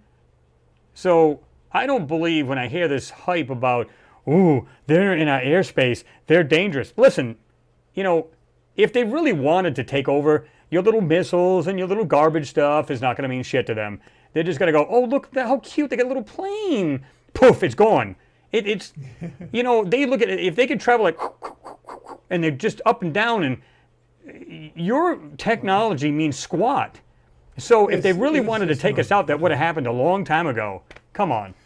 Well, our technology, as advanced as we think it is just like, it's like a bunch of baboons got together and cobbled together something. I mean, it's laughably, ridiculously archaic. Yeah. And we still, even though we call ourselves digital, we're still analog. We still string wires around the street. We still drive, as David says, you know, little locomotives, our cars with rubber tires, and the same technology that's been around for 125 years. Yeah. And it's like, why? Why are we doing that? Well, without going into a long rant, I mean, it's about control. It's about the people who want to maintain their control over the planet. And, you know, their vested interest is in continuing to use outdated technology, outdated medicine, outdated everything. Keep the people stagnant. Keep the people stagnant, meaning the population, while they're off doing the high tech, black ops, whatever it may be.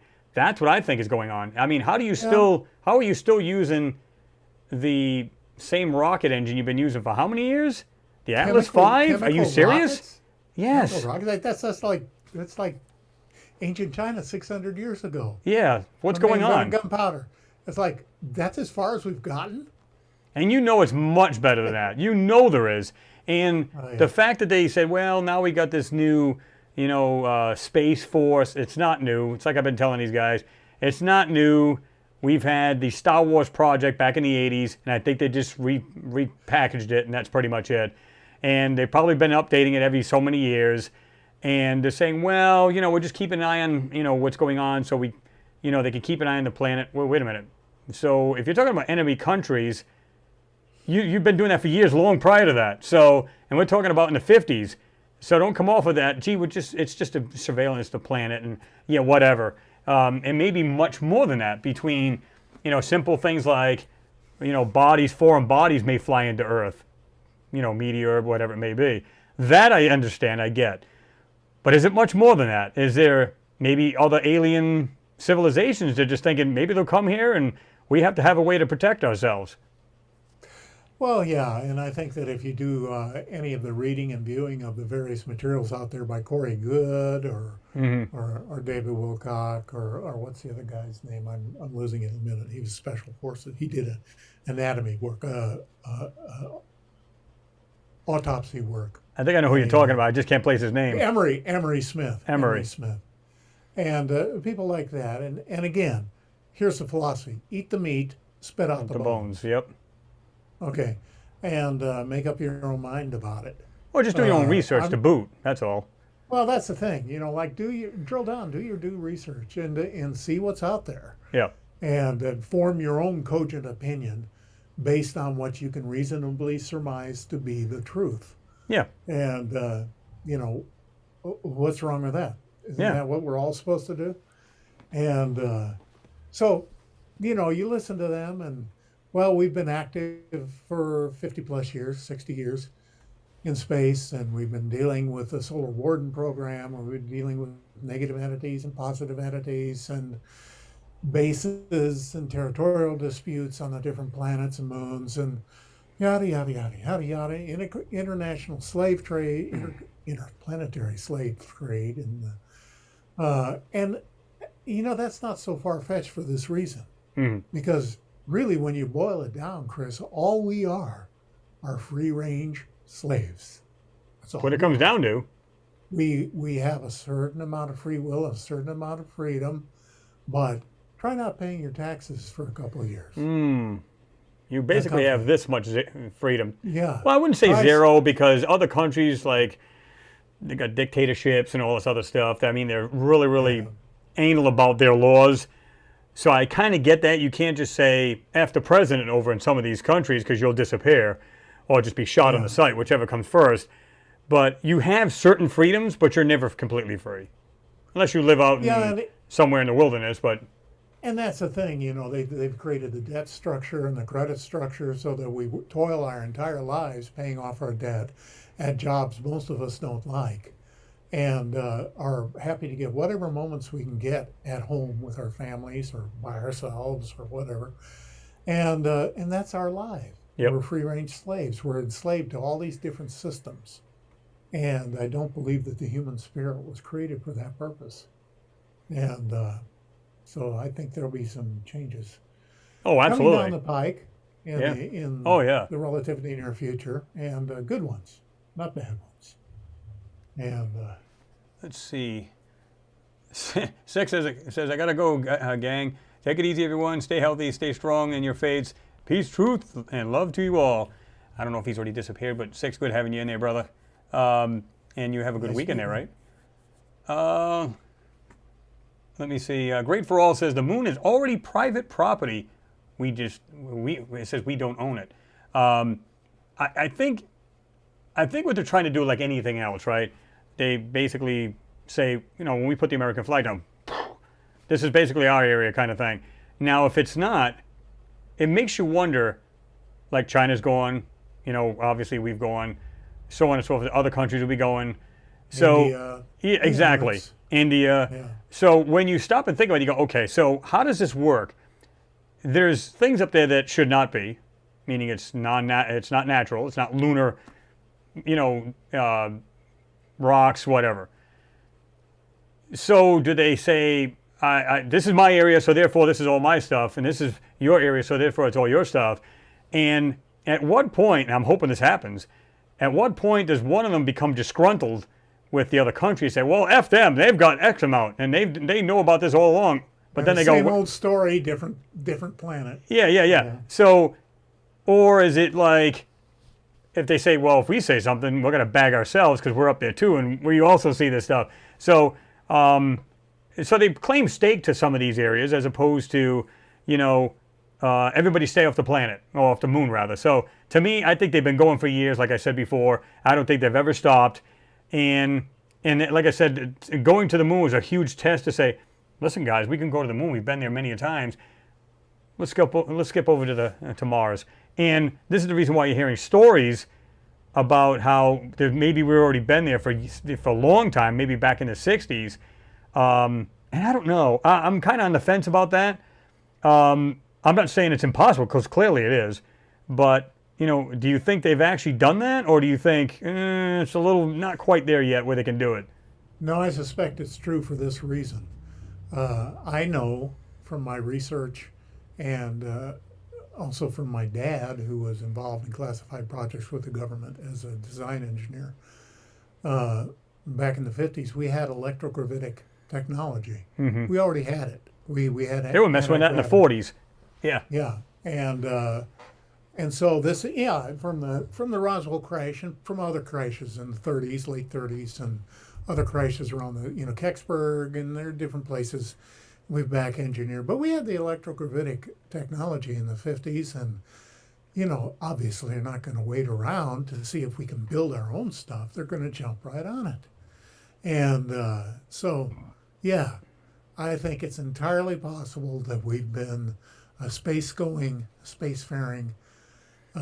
species since probably the early 60s. Yeah, that I don't And doubt. that NASA is a cover organization for the public space effort using old analog technology. And, you know, it's kind of a shell, like Yeah. the CIA gets shells, but they operate behind the scenes.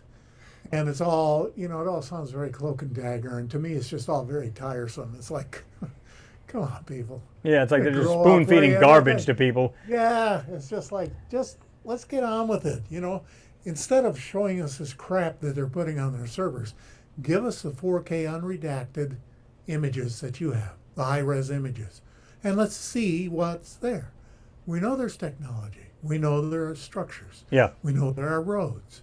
We know there are fossil remains. Yep. We know there are tool remnants. We know all that stuff. Yeah. Yeah, To me, based on just what, You know, people know have what- asked, and people have asked many a times, they're like, yeah, why don't they just come out and just say it? Because here's the thing.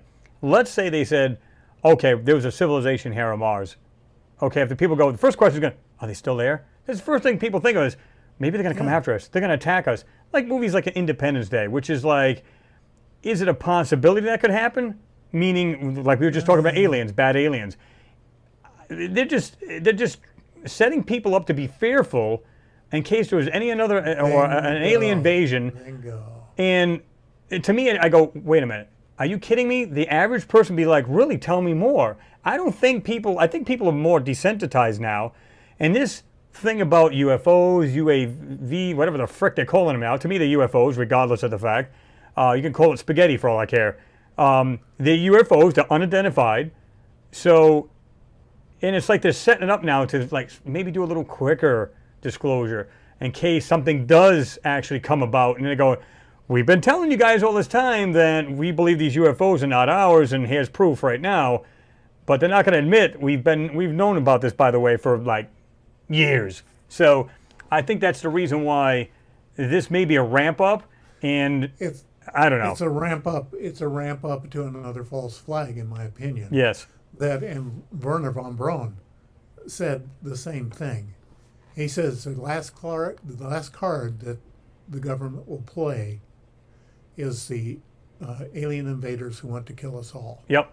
Yep. And understand that they have holographic technology Technology, now to make you see anything in the sky they want you to. Right. Anything. Yep. And it'll look absolutely real to you. Mm-hmm. And and plus I think that the Cabal has their own spacecraft as well, and they could use that or holograms or whatever. But it's going to be a mass panic. They're using the pandemic now over the last 2 years to control and inject fear into the populace. And that'll gradually peter out because people are getting sick to death of all the BS. It's the same old And, garbage, yeah. And then the next thing that'll come will either be an induced tsunami in the Canary Islands. They're trying to overheat the volcano there so it'll blow and make a tsunami. Or it'll be the space invaders Yeah. thing. Yeah. And again, it's always fear-based. And Yeah. you know, when something is happening on a large scale and it's fear-based, you know, it ain't our friends. Yeah. They don't give anything about you. Oh, they could give a good rip about what you. Yeah. Well, they've announced it on the Georgia Guidestones all those years ago Yep. that they want to reduce the human population to a manageable 500,000, Yep. to work as a slave class to support the elite rulers. Right. That's their goal. Yeah. That's their goal. They've stated it as plain as they can, carving it in stone. In many languages, 12 I might different add. languages, yeah. Yes. Multiple. So why do you not believe them? Well, here's the thing. What if? Are they kidding? No. And here's the thing. This is what's very scary. And I've said this. I've talked about this in depth about this COVID. How many people did it wipe out around the world? And then and then the people are thinking about the numbers. I said, now, let's suppose for a moment you're a 25-year-old woman, okay? Wham, cut down and killed. You didn't just kill that one woman. You killed generation upon generations because she was probably going to have kids. And maybe she had daughters that were going to have daughters and so on and so forth. So one, they save money in Social Security. Two, you're not eating and you're not using resources. Three, you're cutting down the population, period. So there's so much more involved. It's not just oh, we killed that one person or multiple thousands around the world. It's generations upon generations upon generations upon generations. You just cut down a crap load of people that are going to exist in the future, because it's exploding exponentially as far as our the amount of people on the planet. So it doesn't surprise me. There'll be another pandemic. There'll be another one. There'll be something else. There'll be a different. Well, now it's a different strain. Now there's one from India. Now there's one from. Oh my God! Please stop. You know what I mean? But they have an agenda, and Of course they do. you're not part of it. Well, you actually are. They just want to try to eliminate you. But so you are part of the agenda. But Well, they keep us kind of marginalized in the shadows, or outright deleting our sources of communication, and I get all that, and I'm not a big conspiracy guy. It's like, yeah, it's just this is how people are, and so it's not a surprise. But yeah, there's stuff coming down the pike, and but here's the good news: we vastly outnumber them. Mm-hmm.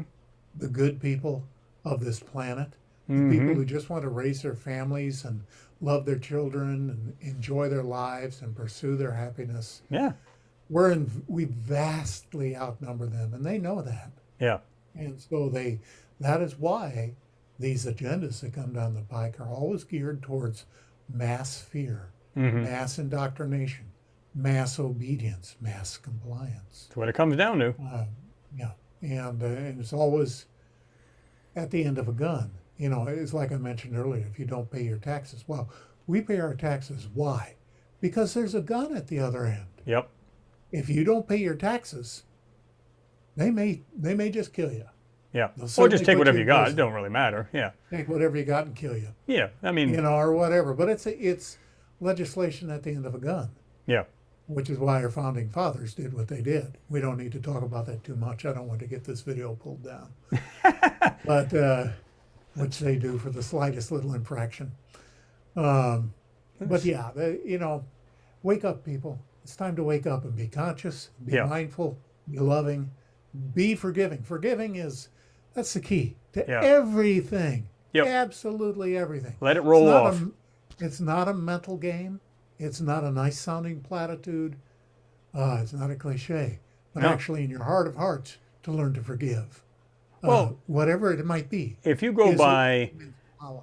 ancient Egyptian before the Bible, where it said, seek heaven from within, and I strongly believe that you can create a heaven or hell just in here. In other words, you get up in the morning, you can choose to be a total jerk for the whole day, or you can choose to say, you know what, I'm going to be a good person to everybody around me, even if they're not to me. I'm going to let little things roll off. I'm going to let things just go that mean, it's like sometimes my wife will come home from work and there's so many double standards there, and things that go on, and sometimes the manager, the supervisor's got blinders on, doesn't see what this guy's doing, but they're all over that other person because they're working and they're not, and somehow the person who works gets the crappy end of the stick. And I said, listen, two things. One, these other people don't pay you. Two, you don't go home with them. So why do you care what they think or say? We're not there for social fulfillment, are we? Yeah, and that's what, what it comes down to. A buddy of mine told me years ago, he said, here's an older guy, he said, listen, I don't come here to make friends, and I don't come here to make enemies. None of these people pay me. I got one person here that pays me. I do my job, and at the end of the day, I'm out. And at first I thought, what a jerk. But then I went, yeah, you think. Hey, what a jerk. I mean, then I'm thinking, well, he didn't say he didn't want friends. He just said, I could give a crap whether they like me or not. That's what basically he was saying. And the same thing happens with these videos, too. It's like many people are just awesome people, like I have here and like you have on your subs. Great people. And then you're going to have, here's a good example. I didn't have the last video on 2 seconds, thumbs down. 2 seconds. Yeah. I said, I love it. Watch it. And I actually thank the people. Look at this, 2 thumbs down. Thank you very much for being here. It doesn't hurt my feelings any. I don't care. It's like, I think it's funny how they go, oh, did he just post a video? Let me give a thumbs down. Hold on. Yeah, well, I'm going to teach him. I'm going to show him I'm a discerning critic, and I'm going to fix Boy, I'm going to show him. I'll fix his wagon, I will. It's like, what are you talking about? I just lost sleep tonight. You know, Okay, it sounds to me like somebody missed their nap time. Would you like a cookie and a glass of milk? that and a binky. Yeah. Renee V says, really nice, really very nice of you, Chris, to invite Dave. His channel deserves a lot more viewers subscribed. Yeah, I mean, like I said, folks, That's if you're not very even nice. familiar Thank with you, his Renee. channel, yeah, if you're not familiar with his channel, go to his channel. It's right there, Mars X3D. It's exactly what the channel name is. Go there. You'll find it very interesting. Does great work. You know, he's a good guy. I know him personally. He's down to earth, and you know, I can't say enough about him. You know me, guys. I always back people that I believe is genuine and doing good work. And there you go. So that in between, like I said, I'm going to be. Let me know when you do get them books out. I'll be the first one to grab one of those puppies. Yeah. Well, I'll send you a copy. Yeah, that's awesome. Because here's the I'll thing. send you a galley. Yeah, there you go. There you go.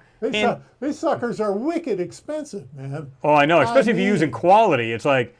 Yeah, you want quality. You don't want junk. Yeah, I mean, I don't want. shot. Yeah, you don't want garbage stuff that ain't gonna last. And so I think that's awesome. Yeah. And like I said, I mean, I'm hoping it'll be well received and be something people will. The anomalies that I selected are the kind of things where even if a person doesn't view X3D, you could hand the book to somebody and say, "What do you think about these things?" mm-hmm. You know, Yeah. what do you see there? Because they're that clear. And, you know, we just keep on keeping on. Thank you for your kind sentiments. I truly appreciate it. And Call it how I see it. We do it. We do it anyway, no matter what. Yeah, No matter the detractors and the trolls and thumbs downers and that's a given. the so-called. What I like are the scientists. Oh, those are awesome. Yeah, they already know everything. There's a smarter person in the room, and they're gonna. You're part of their 8th grade science class, and they're gonna straighten you out. I'll tell you, I'm a geologist. I can tell you that's just normal wear. Really? Yeah. So you're telling me multiple 90-degree angles with circles in them, and like another straight line coming up and everything. That's completely normal. You know, like I said. I turned I've just flipped it on and said, "That's great. Show me some terrestrial examples. Thank you. I've done the same. Educate me. Yeah. Educate me." Enlighten me, please, because I want to see that myself. And of course, they never do. No, they won't. They'll just be like, well, you just don't know what you're talking. Really? Oh, okay, enlighten me. Maybe I'm wrong. And they never come back with anything. I'll say, listen, here's my email. Go ahead and give it to me. You'll never hear a word about it. So they're quick to jump on you about it, but yet they can't back up their mouth. So, so you got to kind of feel bad for them. They're just, you know, it just doesn't fit their worldview. So, oh, he's an idiot. He's a jerk. He doesn't know what he's talking about. Okay. I mean, how many times, like you said, you made a perfect example. If you take the book, which is cool, because even if you were to come and go, in other words, you said, I'm done with making videos, I got to just prioritize just my family, period, I'm done with the channel, the book will live on. And if you were to take the book and open it and say, hey guys, what do you think of this? And they go, well, that looks like a little mechanical part. Well, you know, what is that from? You know, what is it? Oh, well, that's basically on Mars. They go, what? Yeah, that's Mars. No, it's not. Stop. No, it really is. And you actually give a link to it, and they can actually see this. They go, good Lord, are you kidding me? And that's what matters. It's not about you personally, me personally. It's about what you're conveying. And like I said, I let people just make their own decisions. I show them what I think it is, like you do. You convey it. Okay, this is what I think it is. It looks like it's absolutely intelligently made. You make your own decisions. You can disagree with me. I don't care. We're all people. We all have differences of opinion. I don't have a problem with that, you know. It's when they come over and they try to be really, really nasty about it. I'll take off their comment. They go, why was my comment taken off? Because you're being a 3-year-old and you're talking stupid. I mean, what do you want me to do? I'm not going to leave that there because there's a lot of good people on here that have kids that read these comments and stuff like that. I'm not leaving that crap on there for that. Come on. You know, grow up a little bit. So this is the reason why I think it's amusing. You know.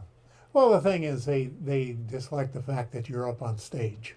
Yeah. That the limelight is on Chris. Yeah. And you're getting attention and you're doing something with your time. And so they want to kick down that sandcastle. Yeah. They want to kick that down and show you that, well, I could do that. I could do that.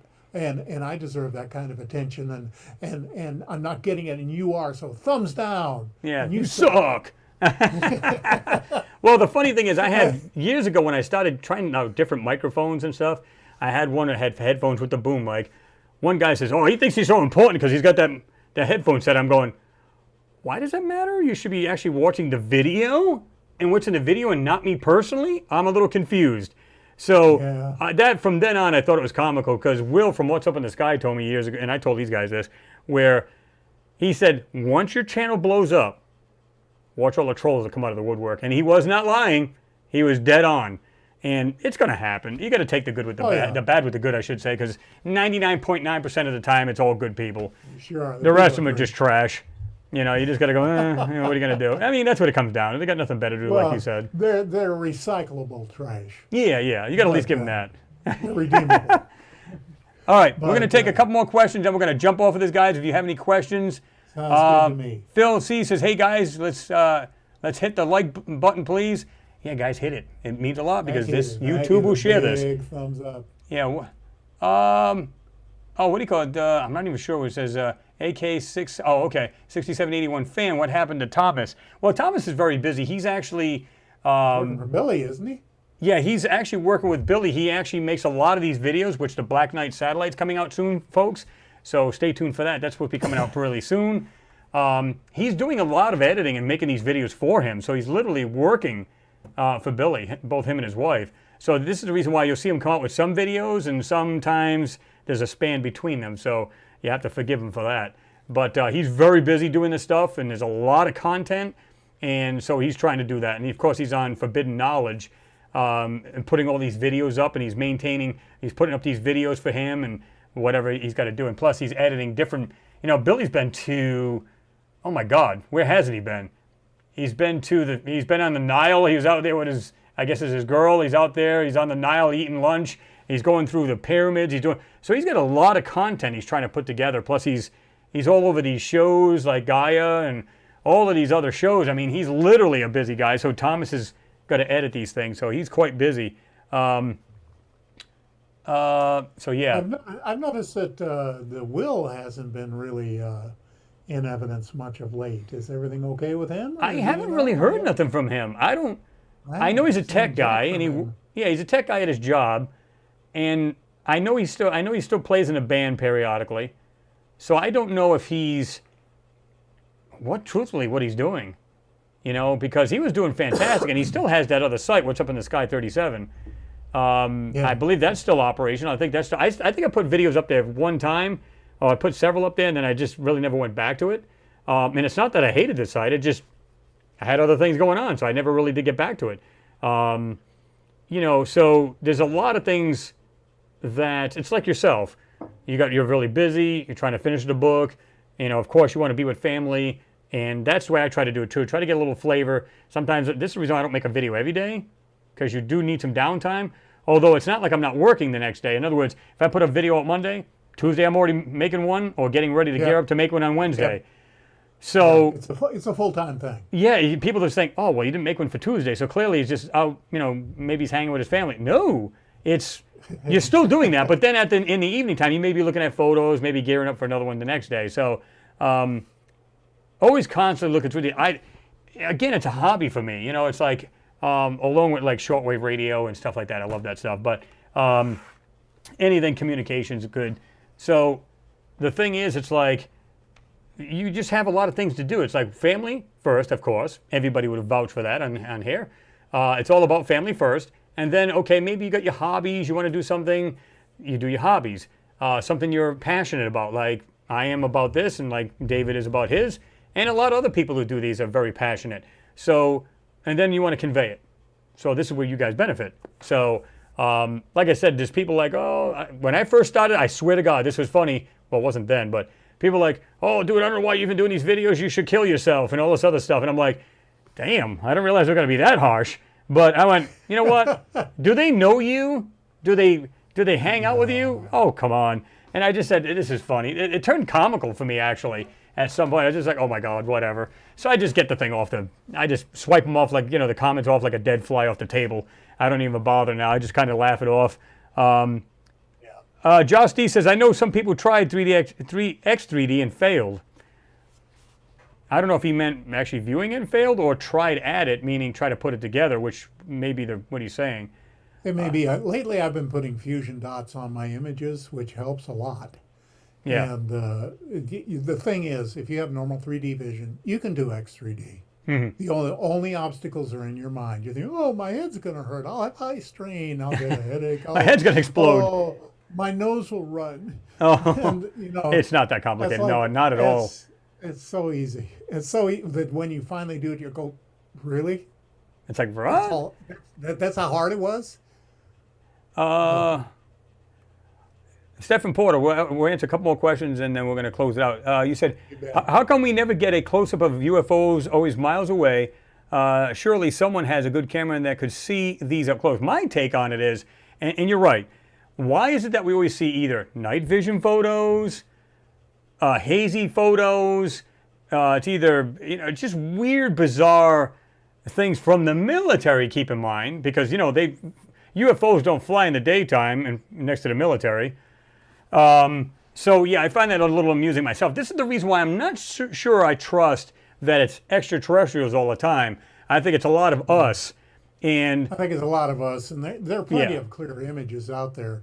But the problem is that when you get a clear image, people go, "Oh, well, that's fake." clearly it's too, yeah, it's so too clear. It's so clear. It's fake. Yeah. But there are lots and lots and lots of really clear images. Now, one that I developed just recently was an image from Guffey, Colorado. One of Jimmy's viewers on UFO World Official Oh, yeah, yeah. sent him 2 pictures that she had taken from her back porch before dawn of a UFO flying through the valley. Well, if you give me 2 pictures, I can work out the photogrammetry on that. I can make them 3D. So I have a beautiful 3D picture of the Guffey, Colorado UFO, and it's glowing, and you can see some portals, and you can see some red in it and green, and it's maybe 100 to 150 yards away. Back, and it's up against the hills, so you can see it real clear. Oh, nice. And in 3D. Oh, nice, in yeah. 3D. Yeah. Yeah. So, but here's the funny thing: a lot of people don't realize this. The very first UFO image was taken in 1870, and it was a stereo photograph. Now, is that the one that was over the farm area? Now he was up. No, he was up on Mount Washington, and the UFO was flying Okay. outlined against the peak opposite him, Right. which was all snow. And he took a stereo image of it. And so I, of course, developed that right away. And it was very cool. You can't see much. It's a black disc. Right. But by golly, it's in 3D, which means it was actually there. And it wasn't photoshopped. It wasn't Photoshop. It wasn't even tintype shop. Yeah, exactly. It was, you took your exposure and that was it. Yeah. And Which is cool because so- that just goes to show you that these old photos, people go, oh, the new ones are garbage. There's no such thing as extraterrestrials. Well, you go back to way back when and you see these photos, okay, one, again, no Photoshop. There's no trickery of the photos. Like you said, just take a picture and there's your exposure. And 3, it's like, okay, but it's literally there. It's, who built that?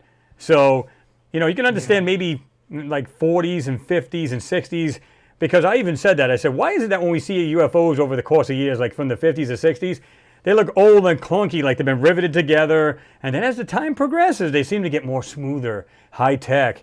You know why? Because it's us building them.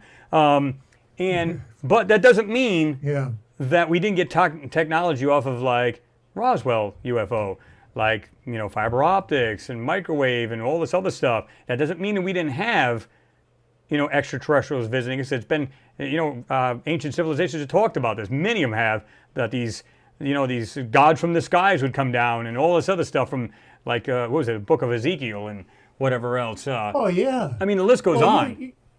You're not old enough to remember, but when I was a little kid, we had one of those big floor radios, Yep. which is really cool. It was a magic thing. And eventually, in the early 50s, we were able to get table radios, which are wood or bakelite or whatever. And then my understanding is that we got transistors from the Roswell crash, from the back engineering. And I remember in the early 60s when the first transistor radios came out, and it created an absolute firestorm. There Yep. was a radio that literally would fit in your pocket. And you're It like, was unthinkable. what? And the sound was great. Yeah. And I was like, how is this even possible? This is so cool. And so, yeah, we had a lot of things, I think, that came out of that back engineering. And we've also got an awful lot of very, very clever engineers. Oh yeah, I was going to say, yeah, of course, us Human too. engineers who make all kinds of astonishing finds. Yeah, I mean, so- you're right. I mean, it's like, you know, like you said about I had an old Philco I had bought. It was from the 1950s. Loved it. And kept it pristine, actually rebuilt part of it. And so then I sold it because we were moving at the time. And then like I went to, like I had the old Grundig Music Boy, loved anything like that. I actually had a portable Yeah. AM radio, no bull. Back in the 70s, I put two 9-volt batteries, you know, together. So it's still 9 volts, but it would last. I'd turn the radio on. I just walked down the street with it. People were like, is that a car radio? I said, yeah. It takes voltage just like any portable radio. It's the same thing. Well, it's supposed to take 12 volts. It's still, I could have put them in series and made 18 volts and still would have worked. But I didn't want to go blowing the thing up. So I kept it at 9 volts times 2. And so you had more of a battery, you know. But the thing is, it's like back even in the 80s, remember the old watch? It was the TV watch. You had a watch that was actually a TV screen, and the rest of it was into, it looks something similar to this, a little pocket thing, because it's my wireless mic, where you could literally, that would be on your belt, and you get all the audio and everything from it, but the visual was right there on the screen back in the 80s. So you got what they call SMCs, which is surface mount components. They're so microscopic now, and that was back in the 70s they started this, into the 80s. So you can imagine the technology they could put into something so small. It's crazy, guys. I mean, come on. It's just awesome Well, to it's see like that. the new, is it what, the M1 chip that Mac just developed that has 16 billion with a B transistors on its surface. It's like, what? Yeah. It's like, you're like, whoa. How in the hell? But, so, if they were building this kind of technology then, why is it hard to believe that space travel couldn't happen? Because they can make everything miniaturized now. You know, even back in the 70s, they were well, what was it, 60s, they still had hybrid radios where it was tube and solid state. Yeah. And then they started going all solid state. So these went people to the knew what they were moon. doing. You know, very brilliant. We went to the moon on stuff that shouldn't work at all. Yeah. I mean, And, they made it had, work. but here's the weird thing. People don't know about this, and we'll close this out. And I want to thank these two folks first. Earl Bruner, I think it's Bruner. Thank you very much for your support. I do appreciate you. It's a great presentation, the real deal. So thank you very much. And I believe it was, and I know this, Jack Flash, thank you very much for your support as well. I do appreciate you. And James Cragen as well. Said, Chris, David, and everyone tonight, great hangout. These guys are awesome. I appreciate your support, guys. They are. You got such a great crew. They're awesome. I mean, I can't find a better bunch of people. I mean, I wish I could get them all in one room. This would be awesome. And maybe in the future. Maybe someday, yeah. that's Maybe what I'm someday hoping. we'll do that. But When I get out and do conferences. yeah, there you go. He's been talking about that. I So always love talking to you. You know, it's always a good hang. yeah, And you've always got like really pertinent questions and insightful things to say. And so it's a big treat for me. And thank you for letting me part of the reindeer games tonight. ooh, yeah. Well, I mean, like I said, I don't think I've ever had you on here. And I think you had. Didn't you have somebody on on the there? li- No. Not on the live hang, I don't think. No. No, but I mean, it's still cool to actually get another mind in it as well, because, you know, I might say, like, we were giving opinions about certain things. Now, do you believe there's little people on Mars? Do you believe this? It's good to have a different perspective, because neither one of us are right or wrong, because we can't vet it. Right, But we can't. we can simply say, no. this is my opinion, just like my subs. I tell them to give me your opinion and drop your thoughts down below, because Yeah. I want to know what their thoughts are. Maybe I'm way off base. I don't know, but I'm willing to learn. So, and it's, you know, that's what makes a good individual, because if you just say, no, this is it, it's etched in stone, what I say goes, please don't. Don't. Yeah, You shouldn't be making that's silly. videos, because nobody knows anything for exact. Yeah, that's the case, but we still live in a very human world, don't we? Yeah, pretty much. Let me see. okay. All right, folks, we're going to, what is it? Autographs, good night and be well. All right, so autographs are taken off. We're going to do the same, folks. I want to say thank you to David for allowing us, he's got some time to jump in there with us. It's awesome. Visit his channel, like I said, Mars X3D, and make sure you subscribe to your channel, hit the bell, so you'll be notified of any new videos he's got coming out. Great channel. I know a lot of you people have like different channels you follow. This will definitely be more content you want to see. And I know he'll probably be changing up a little bit. He's always doing something cool with his channel. So Higher Grade Gaming says, you guys rock. Well, no, you guys rock. You guys, yeah. Yeah, so, but visit his channel, subscribe to it. I think you guys will be happy you did. It's just another, what's the word I want to use? It's kind of like just another page, man, for more information. It's another room in the ship. And I believe that. I grab as many people as I can because I go, this is what I'm looking for. I'm looking for something along the base of my interest. So by God, boom, I'm clicking the subscribe and the bell, make sure I tick it, and I'm good to go. Because even if you don't agree with all the stuff, it's still good to have. It's still a great way to expand your mind, so it's great. So it really is. And thank you for that, Chris. Yeah. And since the feed is originating on my end, I don't know if you'll still have video when I cut it off. No. So, well, what we're going to do is we're just going to go ahead and just stop it. Period. So this is what we're going to do. Templar said he subscribed. Another person said they just subscribed. You guys are awesome. Thank you very much. Jump on over there. Just you'll be glad you did. So anyway, Dave, thank you for being here. He's the one that actually started this live feed, so I got to quit when he quits, which is fine because I think it was great. It's been 2.5 hours.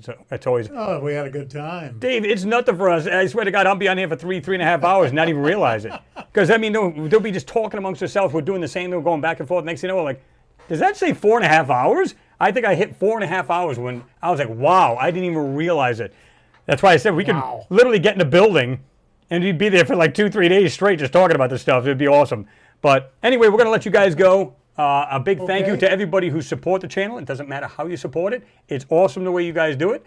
Thank you very much, and much love to all of you, and that's from the heart. You guys are great. And again, thanks, Dave, for being here as well. It's always good to have you on here. It's good people. So again, just like I said, guys, just be safe, and we'll see you guys soon. And don't forget to hit the thumbs up before you guys leave. It's always important. Absolutely.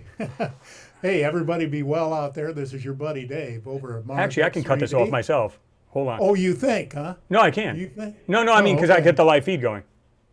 I'm the one that's got the live feed. You got the actual, what do you call Zoom going. Okay. So anyway, guys, any last words? No, I'm speechless. I like that. No. I'm speechless. So. Okay. See you next time, everybody.